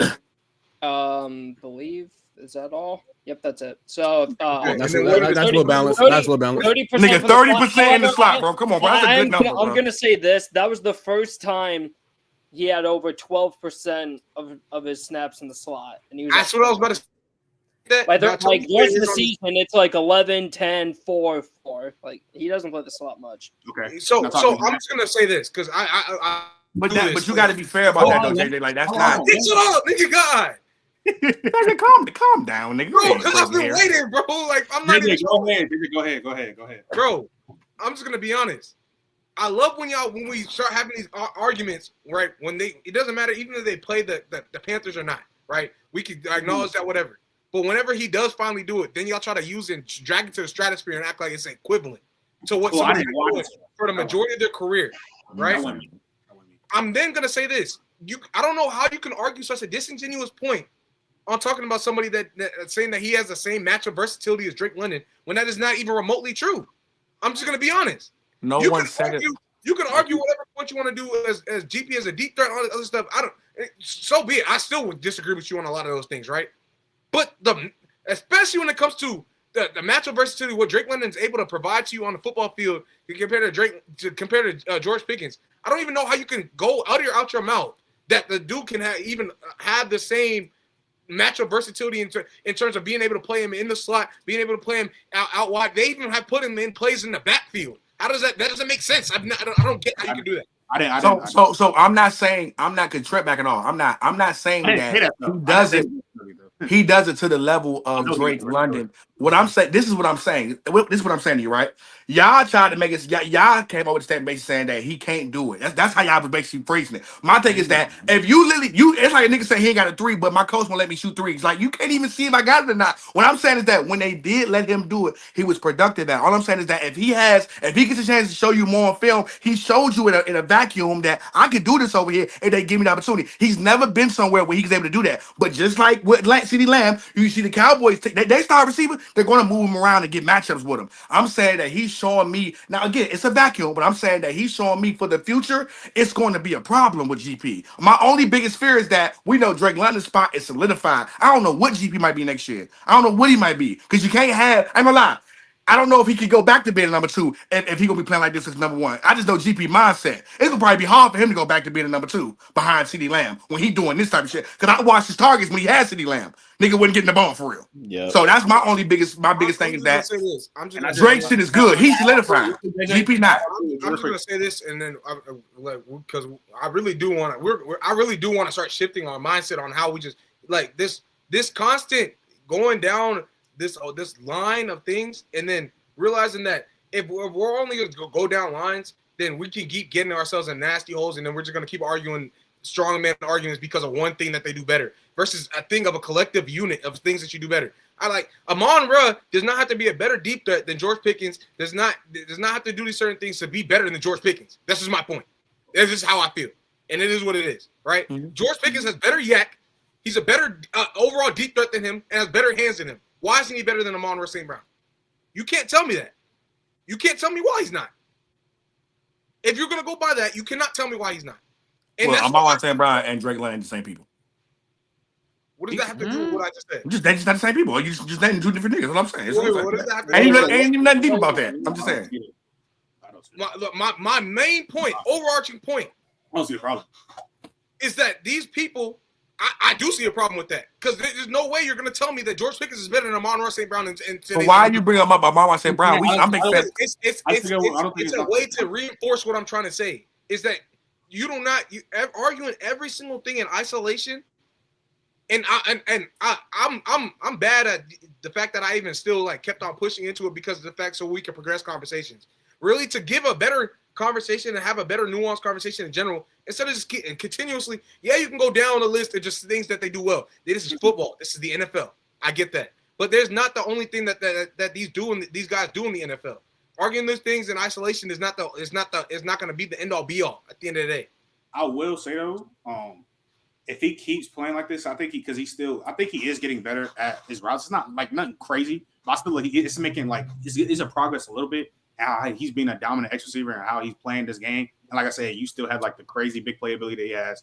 I already know you already told me. I already talked to y'all niggas about the yak. And I think he damn near the best hands in the league. On damn near. Like I think he's gonna be in some conversations that gonna be some uncomfortable conversations. I genuinely believe that. I'm not. And he got 2 or 3 dud games because he played with CeeDee Lamb. I don't see a problem with it. Like I don't see a problem with it. Like GP at 500 yards, he probably be at like 700 yards by now if he played like this the whole season. I feel like this. I'm willing to change the conversation, but I feel like at the end of the day, even though like them strongman arguments, you could say, I feel like this is still gonna matter a lot at the end of the day. While also talking about niggas being more impactful and this and like I get what you're saying. Like, but I feel like this like them talking points that we still talk about now is still gonna overall weigh later down the line when we do change some of our talking points. We talking about players in general. You know what I'm saying? Look, I understand how the NFL. We understand how the NFL is. That's not the arguing from a standpoint of just like that is very, very still like even to me at this point it's still like we there's so much more to these guys. I'm just being honest. And for me to go and just going back to Drake London versus George Pickens, y'all can feel however you want to feel. You can go get on Durag and try to say how you want. What Durag was saying was not incorrect in early. The way that you argued that was like I said, I'm going to keep on standing on that. It was disingenuous because you said he lined up in the slot and tried to utilize it. Oh, I saw him lined up in the slot. What is that? Okay, it's the Panthers, right? I mean, he's the number one guy. Stop doing that though, JJ. Stop doing it. Who they play against then? Stop doing that. Matters. That matters. That really matters. Oh, okay. Let me ask you this, JJ. If you go for one game sample size where the usage was heavy, that matters who you're seeing. If they keep moving GP like this around, and he keeps balling, will it open your eyes a little bit more? Yes, honestly. I have to see him winning in these businesses too. Versus better teams. He already said he had 10 routes in the slot, right? I haven't watched the tape back. I haven't gotten a chance to watch it. How do we even know? And on all those 10 reps, right? That he even won the majority of those reps. We don't. We're just. I'm speaking based off of the fact where he aligned. George Pickens' majority of his career is not like the type of receiver to have the wiggle like CeeDee Lamb and all these other guys to be able to go operate in that place. One of them was that big touchdown he had. That slant he had, that was he was outside. And then that was inside. That was inside. I also want to bring up the fact GP has big playability, but this is why I keep on going back to beg to differ. Like you just said, especially with the bad quarterback play and all this other stuff. We just watched Drake London yesterday. Yeah, and this is not his first time doing it, but we just watched him yesterday go for basically 36 yards off of a what was it, like a shallow corner, and took that jump dang near to the crib. Yeah, I get like okay, what you mean by that? Like I get that. I'm saying this is not us downplaying. I'm making it seem like this man George Pickens. Yes, George Pickens has big playability, but why are we sitting here utilizing that to then go diminish? Act like Drake London can't do those things. This goes back to the question that Durag asked. What can George Pickens truly do that George Pickens? I think when it's the outlier. That outlier shit is the same thing we arguing about with the outlier in the slot. You know, Drake London doing that is an outlier, bro. He don't do it often. Be fair, he don't do it often, bro. He don't. And you know what's so funny about Drake London? I've said this before. I think Drake London is baby Mike Evans, and y'all swear Mike Evans got one of the most boring goddamn games I've ever seen. Y'all motherfucking live. early. I don't agree with that. I don't agree with You are that. talking to the only person that doesn't agree with that. I don't agree with that at all. Yeah, But I feel like Flam be chopping it up with us, but he really don't know how I really be talking about Mike Evans. I'm literally one of the only people that really be pushing the stuff that I be talking about when it comes to Mike Evans, and the way that they try to like. I don't agree with how the conversations about Mike Evans.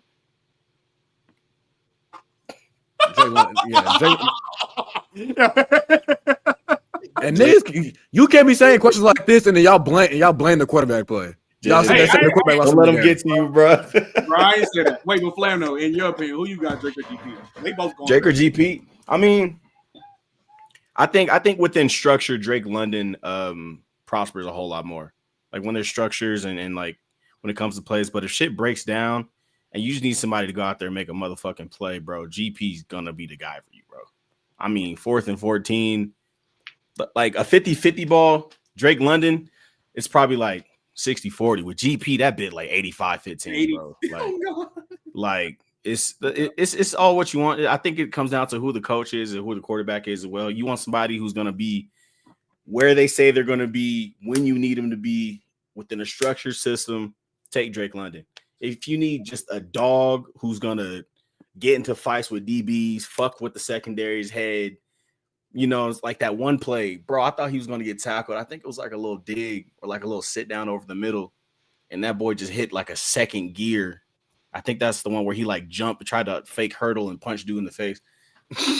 Yo, just me personally, he be wild. Shit like that, bro. he's insane. He's like a pit bull off of fentanyl, bro. Like that was outside. I'm watching the film. That was outside. You right, Trent, the touchdown he had. But I ain't gonna lie, I watched at least 3 routes just now when he killed Mike Jackson ass in the slot, bro. Yeah, me personally, I'm gonna say this I like too, Smash right? Mouth, bro. Give me GP, but Drake's not that far off. And this is literally stuff that people talk around, and then once again, I respect that because at the end of the day, you are right. GP's just a dog. I got to give him that, right? But the way people even talk about Drake London around the league, right? Talking about he's gonna get there, he's gonna be down and dirty with you. He really like if he get his hands on you, it's like what are you about to do, right? That's what players be saying. I remember even 2 seasons ago against the Bucks, this man went for a buck 40 against him, right? I'm watching this man, Desmond Ridder, literally launching straight bombs. This man going up. If Desmond Ridder had any better ball placement, it's a 70-yard touchdown. But instead, he has to go and fly in between 2 defenders, grab it. Houston Texans. This man is literally ripping the ball out of people's hands and then staring at them with his helmet coming off. That is a making of a bro. He different. Drake different. I look at like when I look at their game, and Drake is one of those heavy volume guys. He can get busy. GP one of them. Give me 5 catches, I give you 140 yards. Give me 5. Just give me 5 good catches, I give you 140. Drake can give you 150, but it's gonna be 9 to 11 catches. I'm just talking about big playability. When I look at, I think that's what I compare to Mike Evans. I think Drake London will have seasons where he might have 1,400 yards or 1,500 yards. But if GP can do what he doing to the Dallas Cowboys and be the number 1 option with a legit quarterback, GP giving you 1,500 yards a season, bro. Like, he gonna put up crazy numbers, bro, because he literally just one play away from giving you a touchdown, bro, or giving you that 40-yard run, that 50-yard run, bro. Like, it's just it's like a Randy Moss type shit. And I'm saying he Randy Moss. I'm just talking about like how y'all love that shit. GP got that, like. Or how y'all love that Julio Jones shit? GP got that. Yeah. Same niggas you love, that's GP. Ironically. I don't. I can't agree with that. I see what you're saying, Wes. I don't agree with that. No. I get what you're saying though.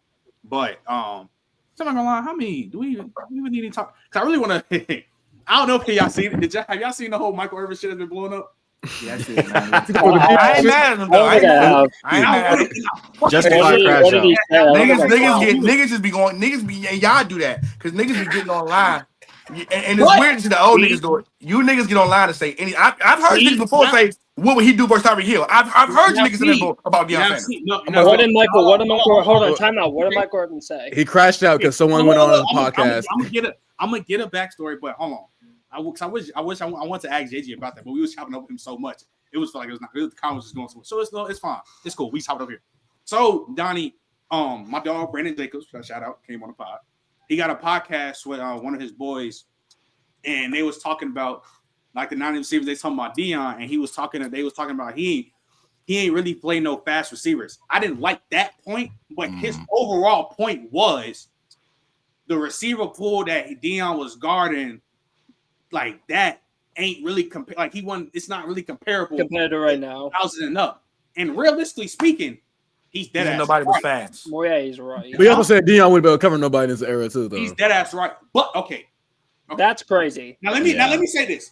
And well, Trent think Dion not top 4. Now and JJ can attest to it. Now JJ can attest to it. Now let me say this. I'm not trolling when I say this. You can go on YouTube right now and go watch all the targets from Dion from 94 to 99. Now, what he said, can he not cover it today in general? Like, you might be dragging it. But I do have a hard time believing, a very hard time believing, Dion can cover a nigga like Justin Jefferson. I have a very hard time doing it. I'm not going to lie to you. I have a very hard time. JJ, am I bugging when I say that? I mean, it's a completely different game. I'm about to say that. Y'all want to take a nigga from evolution and bring him forward, but give him nothing. Dion's phenomenal. He still has elite traits as a corner, but niggas is talking about from a technicality standpoint, bro. He is not the coverage corner like the Revis, the Champs, the Charles. Okay, he's not. I have a question. He's not like refined like those guys.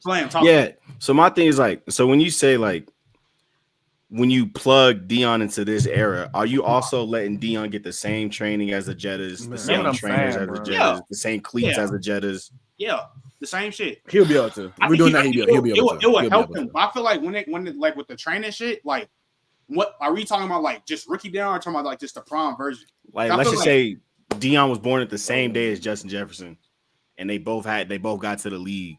Okay, I think prime Dion is Sham Bailey. If you give him new age, it's not even if he was born at that time, not even the equipment and all that stuff. It's I feel like the fact that the game is so different. Like back then, you were able to grab guys. Like you can't even push anybody nowadays as a corner.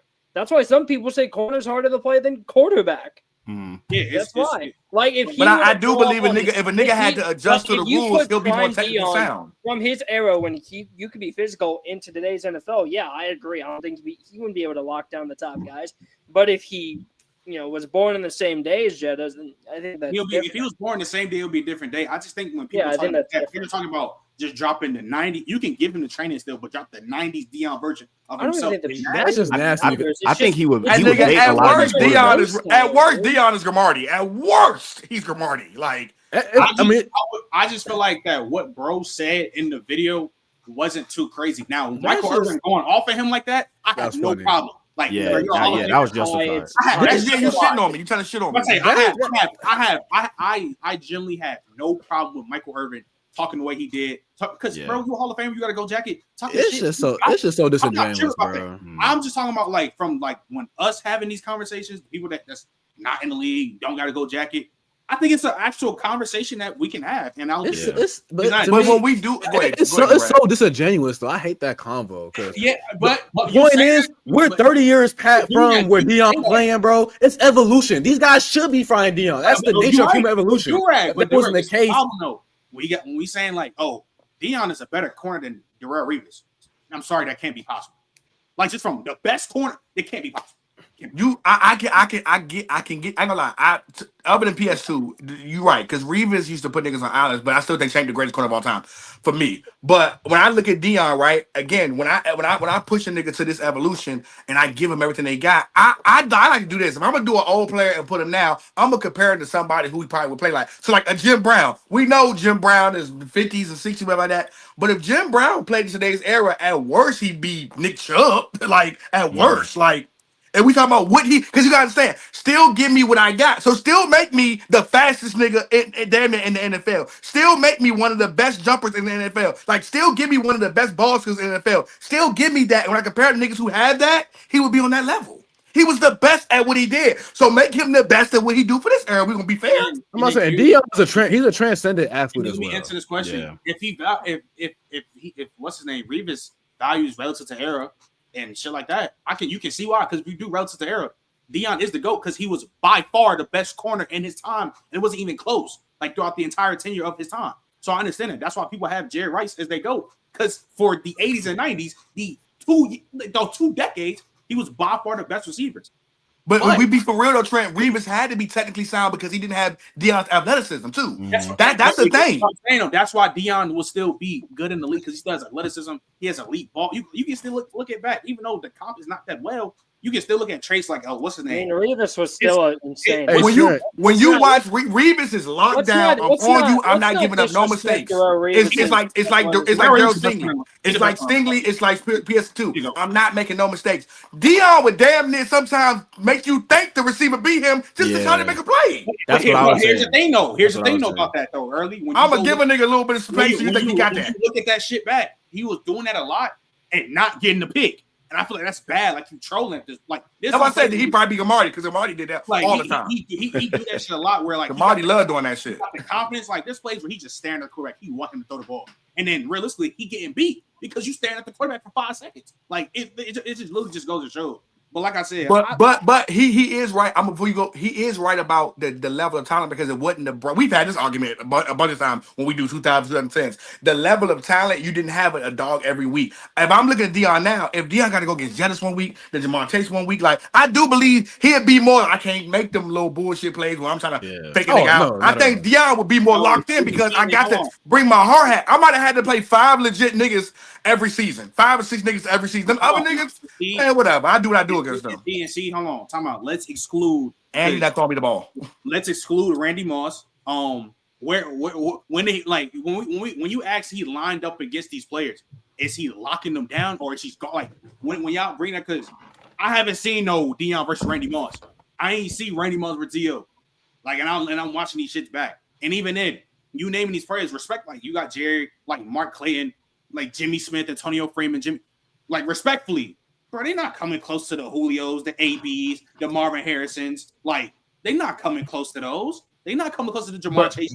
Like people hate. I think. But I'm pretty sure Flam know this. Dion has openly came out and said he would literally get bored over there because they wasn't throwing the ball, and that's a lot of the reason why he would try to give up some shit. Because dog, you go 2 or 3 games where I ain't even gonna pass my way because they so scary. Now I'm gonna start trying to nigga see that I get some over there because I want some action. That a lot of corners get bored. That shouldn't be an excuse to Dion. I will say. I feel like that shouldn't. A lot of corners get bored. But Trent, I ain't gonna lie to you. For Dion, why it is an excuse? Because his personality. Dion want to make a play. He want to be seen. Like it's a different type of nigga. He not Darrell happy with you ain't got shit on me. Pat Surtain is happy with you ain't got shit on me. Dion want to make a play.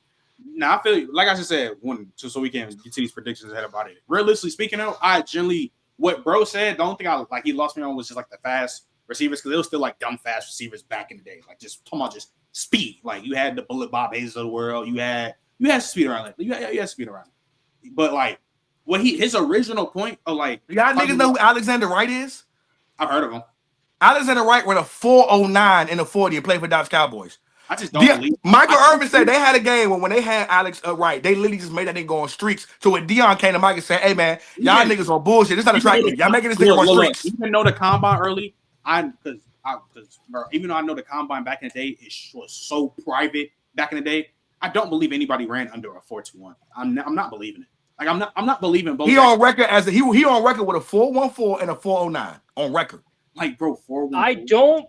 4.14 and 4.09. Go look up Alexander Wright, nigga.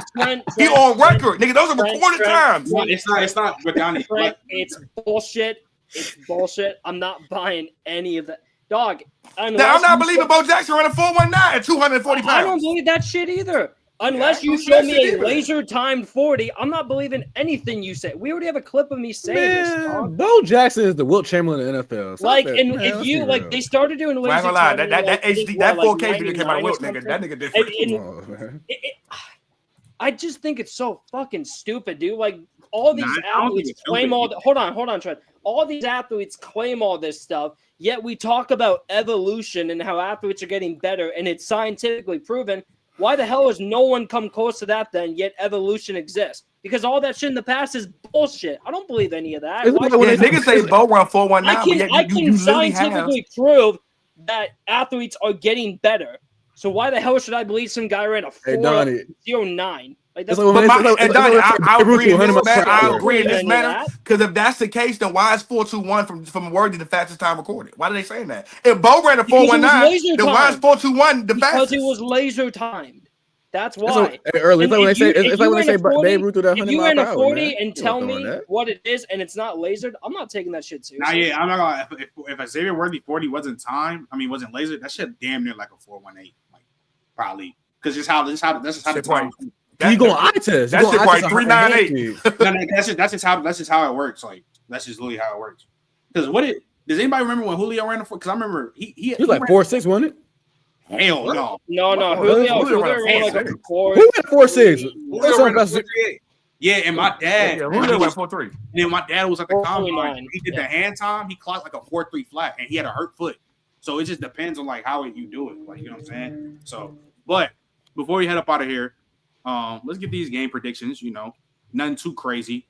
Let's go through these shits. So we got to get the bum games out the way. Anybody think the Bengals beating the Steelers? No. Joe Flacco was cooked. Get him out of here. Yeah. I didn't even think it was. Okay. I don't know, man. Nobody thinks the Raiders. Wait, time out. I said, JJ, do you think anybody think that the Bengals are beating the Steelers? The Steelers pass defense ain't been on it. No. It's Joe Flacco. No. It's a And give division DK some respect, please. It's a DK division game, though. It's a division game. Bengals are home. DK respect. DK deserves some respect, please. We got to get that. Joe Flacco statue. Early to me. I definitely think the Steelers shouldn't be like tossing the rock all over them though. Steelers haven't beat a single good team, bro. They have, but they still better than the Bengals. Oh yeah, for sure. And Joe Flacco got more chances than Charlie Sheen, man. Get him out of here, please. Yeah, Joe Flacco's a fucking statue, bro. Does anybody think the Raiders are going to beat the Chiefs? Hell no. Nah. Bowers, I don't even know what Bowers looking like. We want to talk about a fall off, dude. Geno Smith. But Donnie, he got last year. He wasn't that good either. He gave you niggas 8-9 years of mid, and y'all believe them 2 seasons. No, that's y'all fault. This is the problem. In 2022, 2 years out of 2022, he was frying shit. He was cooking. 2023 wasn't that good. He was all right in 23, and then 24. He was mid. He was all right. He stayed the course. Ain't gonna lie, Donnie. But on NFL Twitter, Geno was getting gassed. Like, yeah. Trent, you know he's back and all this other shit. They gave up on me. Yeah, it sounded good, but nigga, if a nigga give you 8-9 years of nothing, my boy, don't believe 2 seasons, bro. Like that's the media. Y'all believe that shit. With Geno Smith last year, they tried to give him the Shane Waldron tax. And you would have got it if you came out here this year looking a little decent after Shane Waldron. Yeah, you got 10. But you looking even worse. So no. And Sam Darnold look great. Samuel looks amazing. I said Waldron's a part of that. He's not good, bro. No, he part of that, but but also Geno Smith ain't good either. Because Geno was good for 3 straight years. I'll give him that. Yeah, and he also had DK when DK had 1,300 yards. He also had he had some guys out there. Well, yeah, most guys who play well have guys. So, but Donnie, they tried to put him somewhere where he don't really got nothing and thought he was gonna be that guy. When I always shown you, I've been good with shit. I get that. I'm just saying, I did not see this type whether you thought Geno was average or whatever.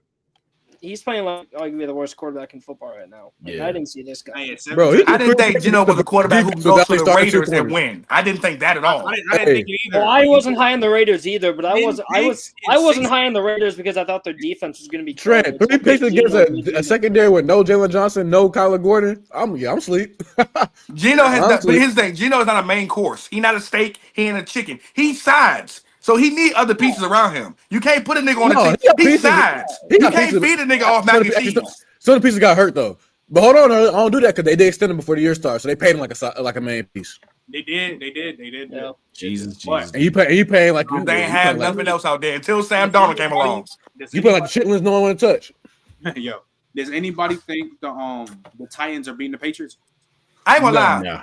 No, they're not gonna beat them, but let's just for a second, just for 2 seconds. Look, I'm not blaming Cam Ward for everything. But I told niggas specifically about Ashton Gentry and Cam Ward. No, they don't suck. No, they're not bad. I was being nasty, but I told y'all they are in situations where it's gonna be hard to thrive, and you niggas act like they were good enough to still look good. Yeah, I told you niggas this, bro. I didn't. I told you niggas this, bro. They not that. I said all I was saying was they not amazing enough to look good on them teams. And look what's happening this year. Every now and then you get a fucking Ashton Gentry run, but he been looking bad because of how bad the O-line looked. And I knew Cam Ward was gonna be good with the Tennessee Titans. Who do we think they were?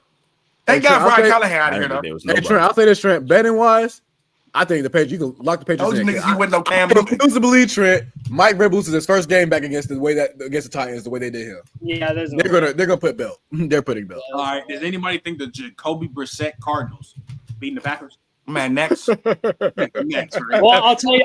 Hold on. Let me say this. Weekly hit that Donnie pack, man. Let me say this real quick. Man. We're gonna lose by 1 score. Shut up! We're hearing that, man. Look, hey, so you see this copy? We're gonna lose by 1 score. Before us, we Jacoby Brissett, another nigga just getting money. Positive point differential at 2 and 4. Positive point differential at 2 and 4. Yeah. Let's really get to these games. So, let's make these quick so we can get up out of here. Early Rams, Jaguars, London. Who you got? I ain't gonna lie. I think Jaguars are a better team. I didn't like that 4 catch for 15 yards for Travis Hunter, even though it ain't all really his fault. I'm just not. I ain't gonna lie. I'm the Rams.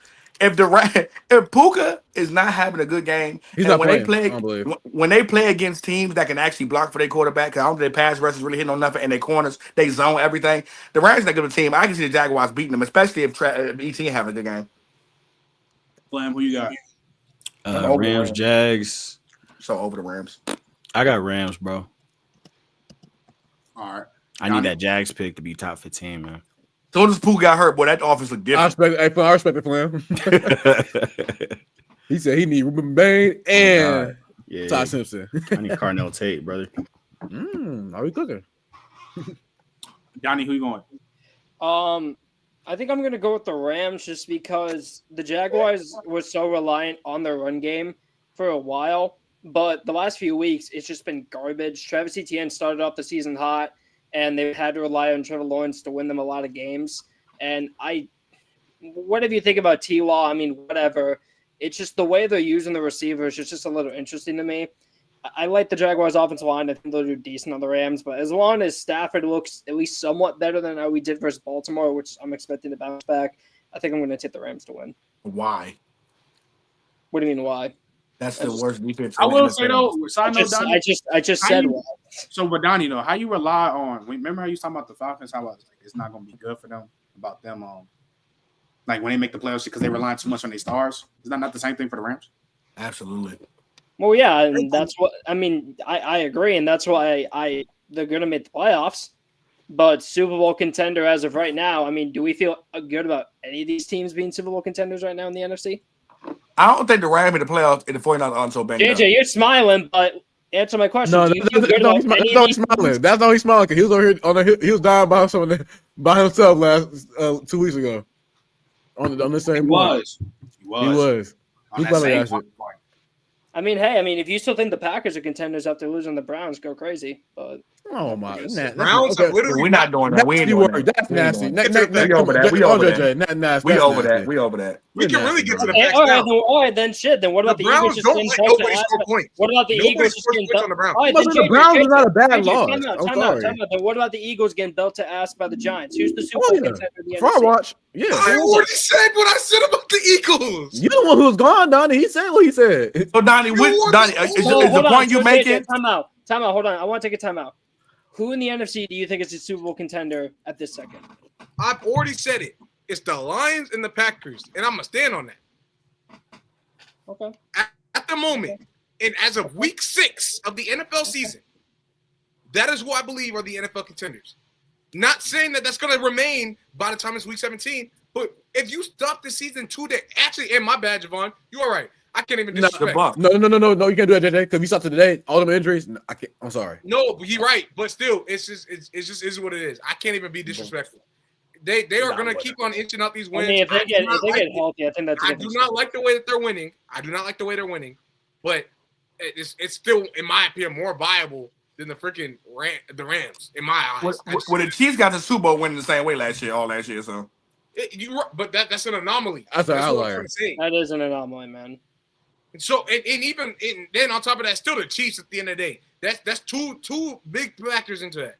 They're one of the most well-coached teams in the NFL, and they won off of what we like to call in football that we were just talking about today. It literally is there's luck involved with a lot of that stuff, especially with them last season.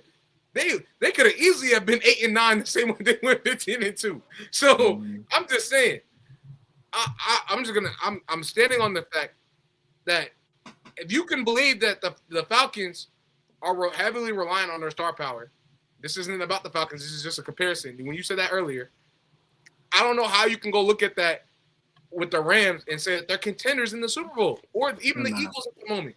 I don't think they. I agree. I don't think they look like contenders right now for the Super Bowl. I agree. Okay, and that's fine. I mean, they're too poor defensively. But I do think that they can beat the Jaguars. I said that too.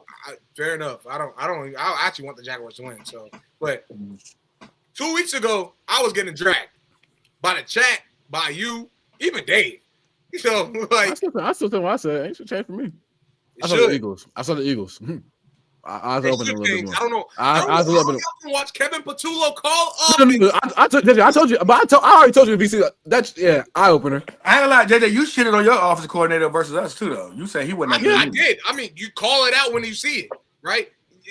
What I told you. So you think it's been better? I mean, yeah, definitely. Especially with that play. Ever since he got on the field, you already saw what I just said about what was going on with Drake.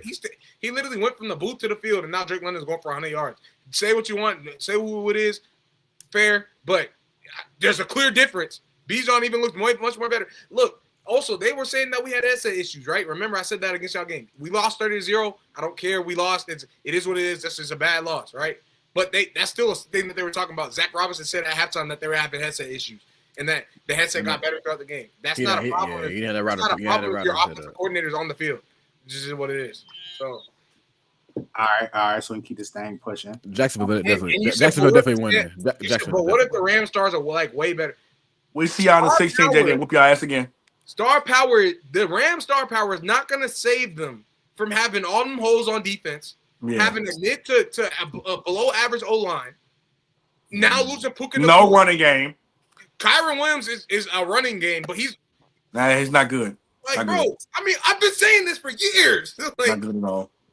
Also, I don't know how we pick. Why y'all picking the Rams when it's probably gonna be no Puka? I ain't gonna lie, I'm taking the Jags for sure. And it's in London too. That's basically a home game for Jacksonville and London. If 49ers wasn't so banged up, especially that Fred Warner loss, I'm taking Seattle and the 49ers, and I think the Rams would be good enough to make that slot. I ain't gonna lie to you. I love NFC East. I love NFC West talking about the Cardinals for once. Fake woke ass narrative Donnie had all year. How's 14-3 coming for you, Dave? You see how C3 JJ said we still get there. Oh, will you now? You're gonna get there with all these injuries. He said Trayvon Morig really did something to Bijan. He said stop talking about the headsets. You remember what we did to y'all last year when Tyler Algier and Bijan ran for over 100 in y'all house? Why are you talking now? Oh, what we talking about? What happened? who Bijan did what against who? No, I'm not talking about you. I'm talking about C3 in the comments. We literally walked y'all down in y'all crib last year. And who's C3 like? I'm assuming he likes the Panthers. Oh, I mean, we was bad last year, man. Well, let's keep going. Let's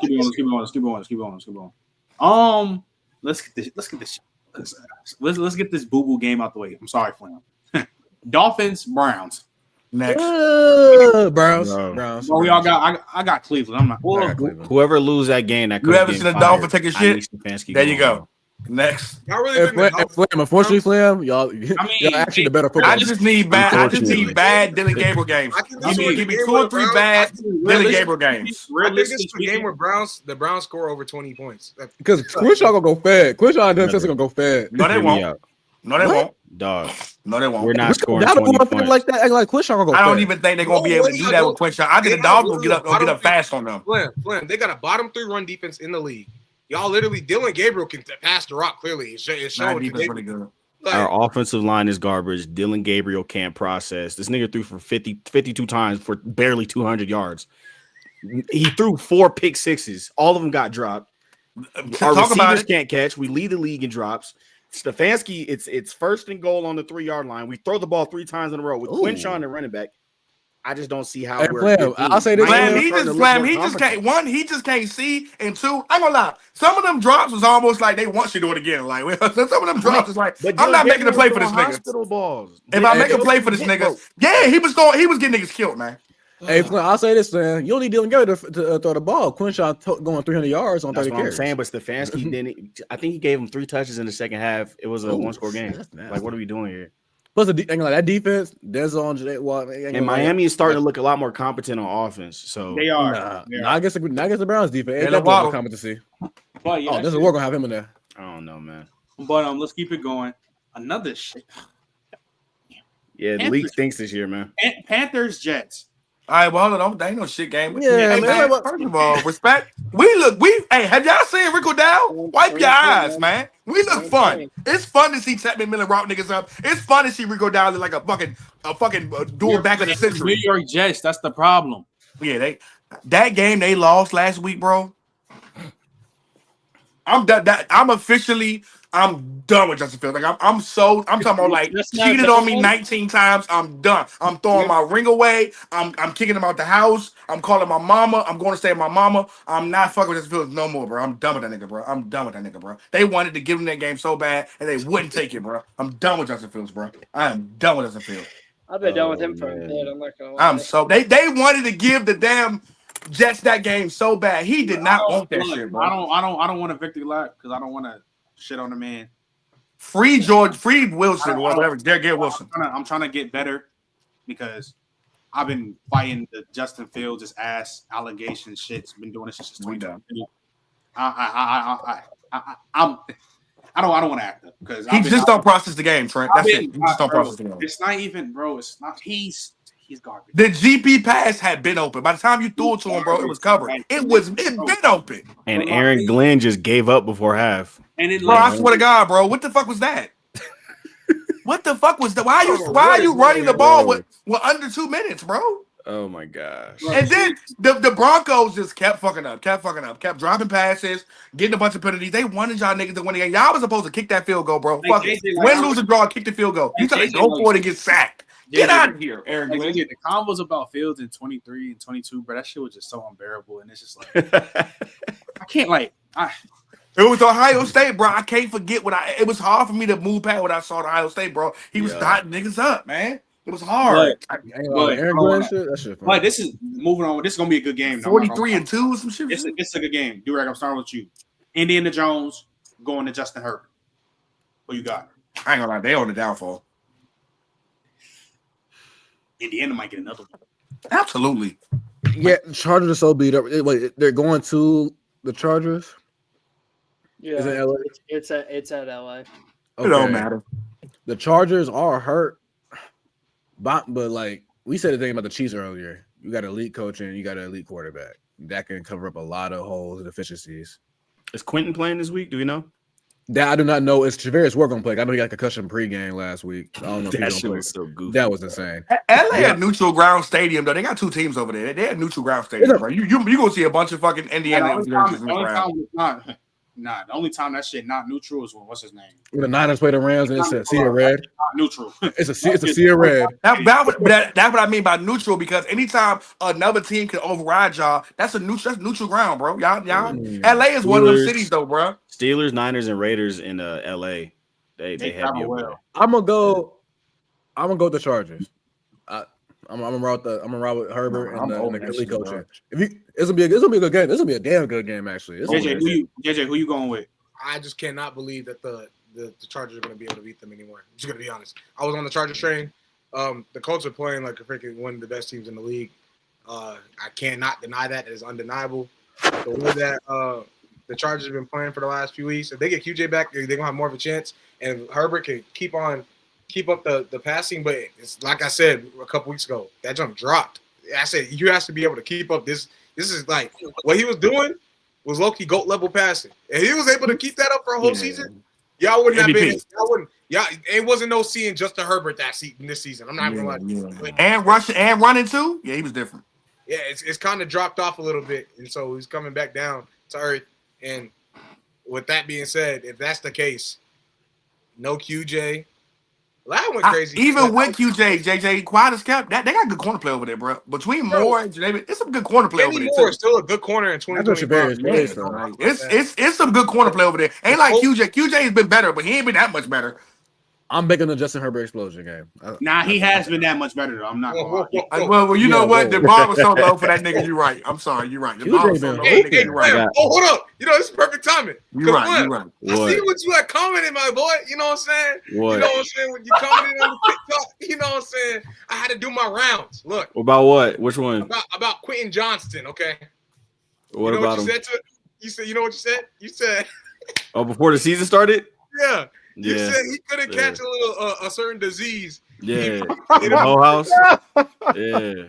I mean, he had his 2 little games. He did have a bad drop to get out. 2 little games. I ain't gonna lie. Hey, Flabby, you need to tell Mr. Matt Judy over there to wake his ass up. I ain't gonna lie to you. You worry about your team, bro. Get him out of here, bro. I got a 6. I'll take a 6 for him. Jerry Judy, I'll take a 6 for him, bro. I'm gonna tell you this, bro. Look, put some respect on QJ's name.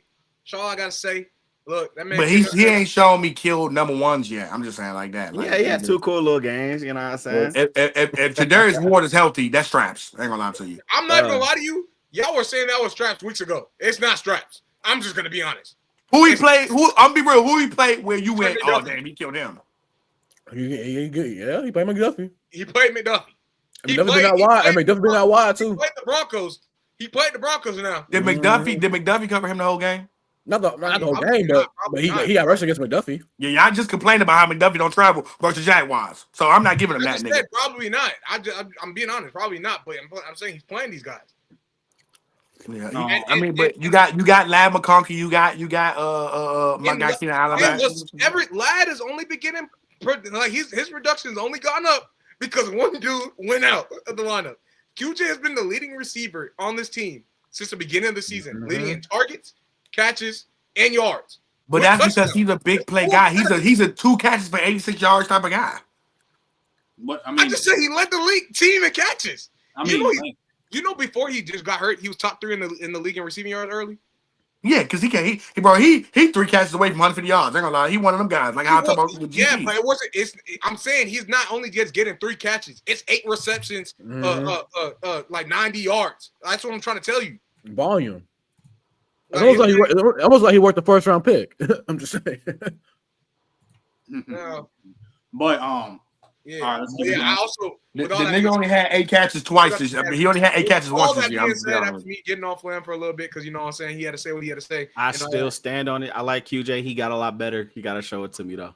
He's still showing it. Look, yeah, he don't do it enough, y'all. I'll be honest with you. He look way better, but he don't do it enough. I think I do have the Jags winning, especially with the Greg Newsome edition. I actually like that. I don't know how other you mean Colts winning? We on Coach Shorter, boy. Coach been cleaning niggas up, man. Coach went about a touchdown or more. And then Donnie, you got the Colts. Yeah, I got the Colts. I think they're, as of right now, they're playing with the best offense in football. So yeah, you got them niggas playing with the heart of Jim Ursel. I ain't gonna lie to you, and they got the best mascot in the game. That nigga be pumping on niggas. What'd you say, JJ? Oh, because DJ went off against him. Yeah. No. Why did I just bring up the Jags? What's that mascot name? You lead tweak. I don't know. You tweak. I don't know why. But That's gonna be pumping. Start with you. Giants Broncos. Who you got? Shit, play the way I did versus Jets. This should be the Broncos, but the Broncos been trolling all year. Bo Nix, I told y'all he's a Mac Jones variant. He a good year 1 because he's a 25-year-old quarterback. Damn, you stamping that? No, in the sense where year 1 it looks good because you're a 25-year-old quarterback and you're in a good system. Cool. Year 2, shit got cut up to you. Now you got expectations and you're not meeting them and he's trolling now. Now, will he be as bad as year 2 Mac Jones? No, I ain't saying that because obviously that was some atrocious play. Let's be real, man. The Broncos be trolling. Jackson Dart hooping. Scott hooping. They got the white duo of death right now. I'm going to go Giants, man. Screw it. I'm going to go Giants. White duo of death. I'm going Giants. Broncos been trolling. I'm going to go Giants. JJ, who you got? Giants versus who? Never. Broncos. You're a troll. The Broncos were trolling all year, so the Denver defense is literally like the top defense in the league, not named the Browns. And the Jets almost had a shot to win that game with Justin Fields throwing for less than 50 yards in the football game. That's all. I'm sorry. I think John got a better defense. Y'all about to see. They about to like Jackson Dart up. I'm just gonna be honest. Whoa, hold on, JJ, hold on. The Giants has a better defense than the Broncos? Yeah. Hey, early. Blocker. Man. I ain't gonna lie. I believe in that. I believe in that front four. How you see Deontay I'm being Banks and Howard nasty, but I Newman? believe in that front four. No. Hold on. Tell us why. Early, you know the Broncos are second in the NFL. Bro, Donnie. Oh no, I'm being funny. I know the fact that the Broncos are one of the best. Not the Broncos, but no. I'm talking about the Jets and the Giants. I'm talking about the Broncos and the Giants. I don't think the Giants have better defense than the Broncos, and low key the Giants have better defense than the Jets. That's cap too. That is cap. Yeah, I just saying. Low key, the Giants don't have better defense than the Jets neither. I'm just believing in that front four to get there. That's all I'm really saying. So they don't have a better defense. No, they don't really have better defense. You believe in their front four against one of the best O-lines in the league? Oof. I mean, look, the Jets was getting in, and I think the Giants got a better pass rush. That's for damn sure. Jets were. I'm sorry, I'm not gonna lie. Show me. The Broncos defense is about to light Jackson Dart up. Y'all finna see what he is for real. And then, but I tell you this much, JJ, give Jackson Dart and Cam Scatterbo that leeway y'all gave Justin Fields. I bet he make them throws. I bet he make them throws. Give me the same game you gave the Jets. I'm gonna win, nigga. I promise you that much. I don't know what y'all seeing Dart right now. I'm just gonna be honest, but me neither. Nigga, we don't know what you see in Michael Penix, nigga. Don't do that. The Broncos been trolling too much. I mean, I can explain to you multiple times, but you just not want to hear it. Donnie, who you got? Jackson Dart make all the throws. Fuck you. Donnie, who you got? Jesus. I'll take Denver to win, but I do think the spread is a little ridiculous at 7.5. I think that's a little bit too much for a team that, they don't really make a lot of sense, but teams with, what's the word I'm looking for? Not motivation. What's the word I'm looking for? Teams with not motivation, momentum. Teams with momentum. Teams with momentum are always the scary ones. I'm not expecting too much from this Giants offense. The one thing I can say is I think the offensive line's been playing better this year than I expected, particularly with the tackles. I think both sides have been pretty good this year, but yeah, man, I don't know how they're gonna put up points against this defense. Hey Donnie, quick little math for you. Momentum plus trolling team. I know what that equals. Well, give me that same play calling Donnie they gave versus Jets to see what's gonna happen because that shit was terrible. God. Yeah, Sean Payton was trolling bad. He started off good. Run it on 3rd and fucking 10 inside the 20 and do that for me, please. Please do that. There's like a lot of teams. Who you got? I like Denver, but I think the Giants, like Donnie was saying with that moment, another play I really like on the Giants, bro, is Theo Johnson, bro. That boy coming along. Oh, yeah, tight end good. He be blocking his ass off, boy. He be putting niggas in the dirt. He get open in the red zone. Put niggas in the dirt on the block. Is it in Denver? Yeah. Okay. Yeah, I'll go Denver. Then. It's on the get cold too? Yeah. It feels in MetLife. I'd have went Giants, but I'm gonna go Denver. I ain't seen a nigga for the Giants love blocking that much as Jeremy Shockey, boy. He be putting niggas in the dirt. Shout out Jeremy Shockey. All right, early. Who you said you got Giants? I'm gonna go with the Giants just because I ain't gonna lie to you. The Broncos have fucked money up for too many weeks for me. I'm almost rooting against them niggas. I'm rooting against them.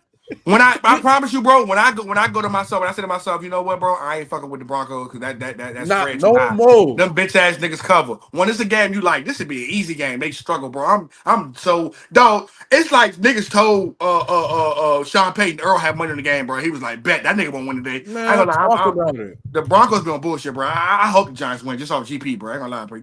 Y'all. Then why? Because you niggas did not. Dog, the Jets just fucking suck, bro. Y'all did not deserve that game, bro. Y'all niggas did not deserve that game, bro. Y'all didn't deserve that game, bro. Y'all didn't. Enjoy the number one. Early, know someone said on Twitter earlier. It said Eric Glenn will be the first black coach to be fired the first year, and it's not due to racism. Yeah, bro. Eric Glenn, bro, was trolling the whole fucking game, bro. Just kick the field goal, bro. Just kick They wanted you to have it. The nigga ran the ball with 3rd and 10 inside the 20, bro. They wanted you to have that game, bro. They wanted Wilson you was to. Why the fuck would you? You just saw Garrett. You just saw Justin Fields. Fucking take too long to give it to Garrett Wilson to play before. Why would you go on 4th and 8 with fucking Justin Fields? What you thought was gonna happen? They sacked you niggas not. I'm bet, bro. Boy. You guys want to hear? Some niggas just deserve to be coordinators, bro. And Aaron Glenn is giving me that type of taste in my mouth. Pause. You might just be a coordinator, free nigga. Garrett Wilson. You might just be a coordinator. You guys want to hear a crazy fact about the Jets real quick that I found out? Early, you're crazy, by the way. Yo, what the fuck? fuck? Dave is dying. Nah, I ain't gonna lie. Yeah, JJ is starting, bro. It's starting, bro. What the fuck? Niggas is weird, bro. Niggas is weird on this Twitter shit, bro. It's already starting. Niggas is weird. What happened on Twitter? Niggas, they trying to quote JJ talking about some JJ McCarthy played terrible. Nigga, no the fuck he didn't say that. He said the overall team was played terrible. Man, niggas doing that already. Yeah, niggas doing that. He did say it was a bad game though. He did say it was a bad game. Yeah, no, he did not say this, bro. Yeah, I say retweet what I just said, bro. Everybody do that shit. I hate when people do that shit. You knew it was gonna happen though. Lame shit. That lame shit, bro. I had a I'm like, bro, he did not say this. Man. Hey, that mean it needed on you, brother. It needed on you. Niggas want to clickbait so bad, bro. That shit lame. But early, we'll start back with you. What's his name? Potential shootout of doom. Cowboys Commanders. Who you got? I think the Commanders losing this Bears game off a short week.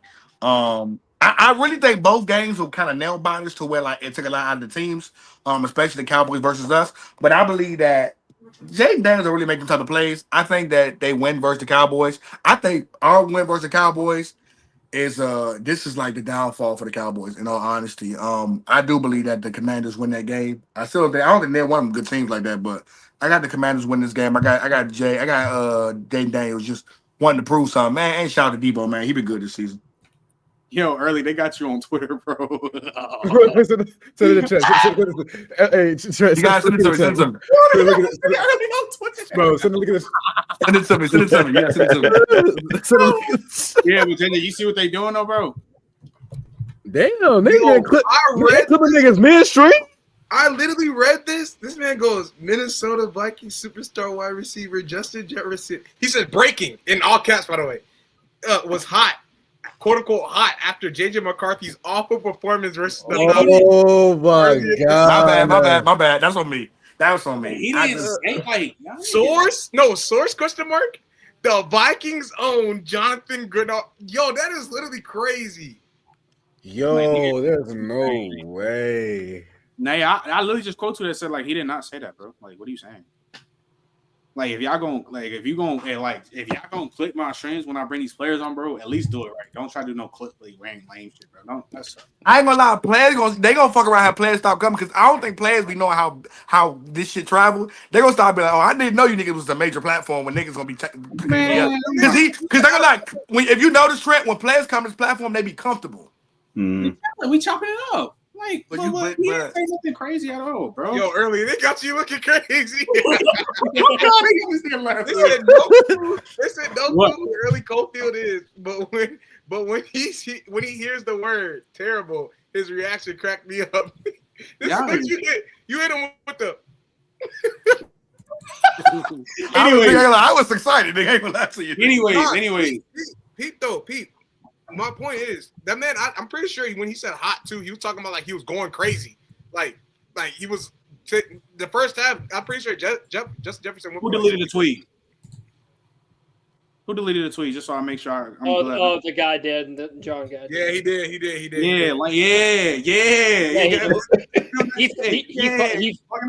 He follows me on Twitter, so I told him he didn't say that. Yeah, he's bugging out, bro. Yeah, he's bugging out. Yeah, this nigga said Jonathan GREENARD in a more loose setting talks JJ McCarthy. Some interesting nuggets stood out. They about to clip farm me the fuck. They about to clip farm this shit out. I mean, I'm about to get these clips immediately, but let's end it. Let's get up out of here, bro. They about to clip farm this shit on me because I be making faces. I be making them Abbott elementary faces. Hey, no, Lucky, you do not let that shit rock. Nigga, I'm not. Do not. That shit is a bad shit. That nigga Dub be working overtime out of nowhere. He be anyways. The last three games. Oh yeah. Okay, so Durex, start with you. Sunday Night Football. All press. Wait, all press is good press? No, that's not true. Hell no. No, that's not true. That's not true. That's a politician type of deal. What are you doing? That's how the Kardashians blew up, bro. Yeah, you're bugging out. But. Durag. Your team, you got Durag Day versus James Lee. That's Sunday night? Sunday Night Football. At 49ers. Where my belt at? Strike the belt word. What? Wait, what? What? You can shoot the dog, but he ain't gonna kill us. He ain't gonna kill us now. Hey, I'm just say this. Oh, here we go. I got a Drake and MP9 for anybody who want it, and that means for anybody in that Bay Area. You see that gorilla we got at left tackle? We ain't worry about that. Shut up. We ain't worry about that. Talking about the same dude that got. Oh, you nasty. Hey, you nasty. Hey, did he say he talked about how a lot of quarterbacks can thrive in the Kevin O'Connell recipe? He did say that. Yeah. Hey, at least when they posted this, they say he acknowledges JJ or the team up for interpretation. No, yeah. That's what I put that tweet in. Like, at least he said, "I'm not cool. I'm cool with that." I'm cool. Yeah, yeah. But and he said he the best quarterback on the draft, man. Come on now. Yeah, word. If you gonna clip everything. But Donnie, who you? I don't want to wake up to no bullshit, Trent. I do not want to wake up to no bullshit. That means I gotta get these clips. Shout out Doug. I do not want to wake up to no bullshit. Donnie, who you got? Early, I just gave you a shout, man. He said no clue who Early Cofield is. I said, nah, that's my dog Early. He a comedian. That's a comedian. Word. Donnie, who you got? What's the game? Falcons 49ers. I'll take the Falcons. I got Falcons. Niners to beat up. Wait, what? I ain't gonna lie. Look, I respect that Falcons defense, man. I got the Falcons, man. Just I gotta see more. I want to see Michael Penix continue to show me more, but I got the Falcons, man. I got it. You got it, bro. Niggas been trying to get with that O-line. Niggas been trying to get to Josh Allen all year and couldn't do it, and you niggas was doing it comfortably. So I gotta respect y'all, bro. Hey, JPJ, man, listen, you know ball on and off the field because you got one of them. You Charlie. Early, bro. But let's knock both of these shits out the way early. Bucks Lions, Texans Seattle. Monday night. That bullshit game the Lions play, I'm going with the Bucks just off GP, bro. You niggas hold me too. Like y'all supposed to beat them them Chiefs. I'm going with the Bucks, and then who the other team? Texans Seattle. Madly. Oh, Seattle. That O-line, still that O-line. And I ain't gonna lie to you. I like the matchups. So yeah, I'm gonna go with that. I'm gonna go with Seattle. You said Bucks Lions? Oh, Bucks Lions in Detroit the first Monday night, and then the second header is what's his name? Texans Seattle. I think the Baker train it don't stop. It just slow down a little bit. I like Detroit. Holy shit. My bad, y'all. My bad. I totally forgot. Let's see. Before we get to that too, we'll get to early YouTube Eagles Vikings. I totally forgot about the game. Holy shit. Oh shit. Totally forgot about Vikings all day every day. Shout out JG. Vikings all day every day.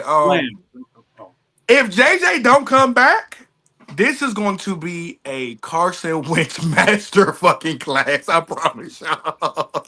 He gonna have the game of his goddamn life against the Eagles. Just for GP, dog. It's gonna be the same game that Brownie had against the Vikings, bro. I promise you, bro. Like, yeah, I believe the Vikings are a better team through and through, and I think the Eagles are reeling. I think that their organization and their locker room is a mess right now. And I ain't gonna lie.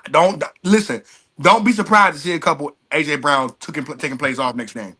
Don't be surprised. And then Flam, I say do your Monday night games and then Eagles Vikings. I think the Eagles got too much on their plate as far as like in-house. So I'm gonna go Vikings there. I'm gonna go Detroit, and then give me Texans. Who the Texans playing? Seattle. Yeah, give me Seattle, bro. They hot right now. All right. Donnie. My gut says Eagles, but my brain is telling me Vikings. My brain's been wrong the entire year for most of the stuff, so I'll go with the Eagles for that. What are the other two games? Bucks Lions. I mean, weird game just because the Lions probably have the most hurt corner room in the entire NFL, and the Bucks have the most injured wide receiver room in the entire NFL. No Brian Branch either. Yeah, no Branch either. Kirby Joseph has been limping a lot also.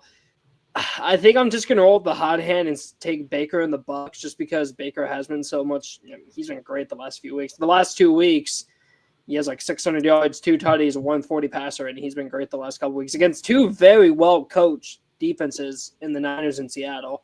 So I'll take Tampa. And then Houston, Seattle. Mm-hmm. That's such a toss-up. I think Seattle is so weird right now because they're thriving so much off JSN, and that's kind of it because their run game has been so bad. The offensive line's been decent, but it's the JSN Sam Darnold show. I don't know how much more that's gonna last because there's nothing else really. Cup hasn't done much. There's been some couple complimentary pieces that have done okay. The run game's been garbage. I'll roll with the hot hand. Actually, no. I'm going to take Houston. I think the secondary will do a good enough job. I think Houston will put some points up. So I'll take Houston in the upset. JJ. You say all three games. Eagles, Vikings, and then the Monday night headers. Eagles, Vikings. Ooh. I definitely could see the Vikings winning that. I'm not gonna lie to you. Like I said, y'all can feel how y'all want, superstar or not. That offense is just like, what are you doing? I mean, we can always go and say whatever we want to say. What we want to say about not knowing as much as offensive coordinators, but there's just certain things that just like, I mean, it's just showing as clear as day, showing on tape. Like this needs to be better. I don't even know. We'll definitely watch more about them too. So I definitely got the Vikings winning that game. And you said the Monday night games? Yeah. So Bucks, Lions, and then Texans, Seattle. I got the Lions, and then I'm not gonna lie, I got Seattle beating the Texans, no trouble. So, all right, Durag. I will take the Vikings if Carson Wentz plays. If JJ McCarthy plays, I will go the Eagles. 2017 resurgence. And it's not even that. I say JJ McCarthy first game back off of injury, missed a couple of games. It's not gonna look as sharp. So I don't know. I'm gonna get out of that. So I think it'd be a lot more error in that game. I'm gonna go Tampa. I'm going Detroit over Tampa Bay. Even though Detroit secondary has been beat up, like Donnie said, the receiver injuries for Tampa Bay, that's really gonna cancel each other out. Detroit front line, I feel better about getting to the quarterback. So I'm gonna go Detroit. And Seattle and Houston. Anytime it seems like CJ Stroud gets any type of pressure, that offense is very ugly. So I want to lean Seattle. And honestly, that game's will tell me a lot about JSN. Depending on how that game look, you ain't gonna lie. He played hoop in that game against Stingley in that defense. Yeah, we're gonna be on some combos. All right. Appreciate y'all boys, man. Pulling up, tapping in. Like I said, appreciate AD pulling up. This is a great episode. Hey, JJ, look, we told me to start getting this Twitter shit. Shit's starting to get well. I'm not gonna lie. This is the year, bro. Like I said, her Flam been tapping with us early. Yes, We've been grinding. We on the road to 3K. I appreciate y'all boys. Really, like this shit really means a lot. All the people that be sending super chats. I'll be here every Tuesday tapping us. We just did it for 3 hours. Like telling y'all this shit is really going up. And me bringing all these players, bro. Like, bro, this shit's about to start being a regular thing, bro. Like, no bullshit. Like this shit going well, bro. Like I really fuck with y'all boys. Like this is a great thing we got going, and I'm really enjoying it. But JJ, you guys want to say before you head out? Hey man, bro. Like I said, I appreciate y'all, man. Y'all keep on going here and busting us every week, man. You see how much we keep growing, and that Jonathan GREENARD even want to tap in with us, man. So that just goes to show that what y'all are doing and what we're doing here is obviously going to go and keep on going bigger and bigger. It's going to be better and bigger and better things, man. Just keep tapping in with us. Tap into all our socials, man. Go ahead and tap into the Twitter. Make sure y'all go ahead and if y'all see anything on Twitter, man, make sure they know because if they clip anything out of context, since if they clip anything out of context, tag niggas, man. Tag us and y'all say something too, so we can quote tweet it and get that shit deleted. Because you can look me up on Twitter. I'm on there. Go to JJ. So you already know that. Go ahead and tap on my dog. Tap on my dog early. Tap on with Dave. Sure. You know what I'm saying? God bless all y'all, bro. For real, I'm telling y'all just keep blessing us with this opportunity to be able to go and talk about with y'all, and we're going up. We're gonna keep going up, man. So appreciate that. That ass, bro. And you never tap in with the playback. Blame Trent for the Twitter Spaces and the TikTok lives too, man. So yeah. Look, you already know playback Saturday, Sunday, Thursday. I might not be there because I'm going to a party, so might not stream this past Thursday. So I'm letting y'all know, boys know. But you already know Sunday, like y'all know, we on the playbacks every stream. We streaming, watching ball, chopping it up. We just cooling. Now even if we about to head up, we still going. Like, you know what I'm saying? Like, we cool and chilling. Like, bro, stay tapping with us, dog. Like, this shit is blowing up. We are going to be at 3K. I say, matter of fact, earlier you got something you want to say with the Burger King crown on your head. You got something you want to say. You got something you want to say. I ain't got too much to say, man. Look, man, I appreciate it. It's been a fun time, man. Y'all keep going up, man. I done had niggas stop me. I just had my girl was with me. I just had a nigga stop me in the grocery store. I asked the nigga to look for something, and he was like, "You early, right?" I'm like, "Yeah, I'm early." The nigga was watching me while he was at work on the jump. Literally had PC on the jump and said he watched all platforms and this and that. So yeah, man, people are recognized. I don't know about y'all, but maybe it's because my personality, but I get recognized a lot more often in public because of this shit. So you never know how far this shit reaches. So man, shout out to that, man. Real talk. Like, we doing this shit. And it's especially me and Trent, dog. We doing 4 or 5 pods a fucking week, dog. And this shit nonstop, bro. We just putting the work in to be able to give y'all what y'all need, and then y'all showing love back, man. Appreciate y'all for all the playback, the pod, all that shit, man. It's been fun, man. Real talk. So appreciate y'all boys tapping in with us. So we about to get up out of here, bro. Like I said, appreciate you pulling up again, bro. Yes, sir. I got Tuesdays off now, so I'm here every week. Plan one day, maybe. If I Maverick can come up here, bro, that shit will be a blessing, bro. I ain't gonna. Bro, he keeps checking it out because he said I'm a casual. I don't know ball like y'all. I was like, bro, just pull up still. So just pull up, chop up, bro. Like I said, y'all YouTube goats to me, bro. Y'all, that would be amazing if y'all niggas pull up, bro. Like I said, appreciate y'all boys. We about to head up out of here. Y'all stay blessed, bro. Tyreek Hill, deuces.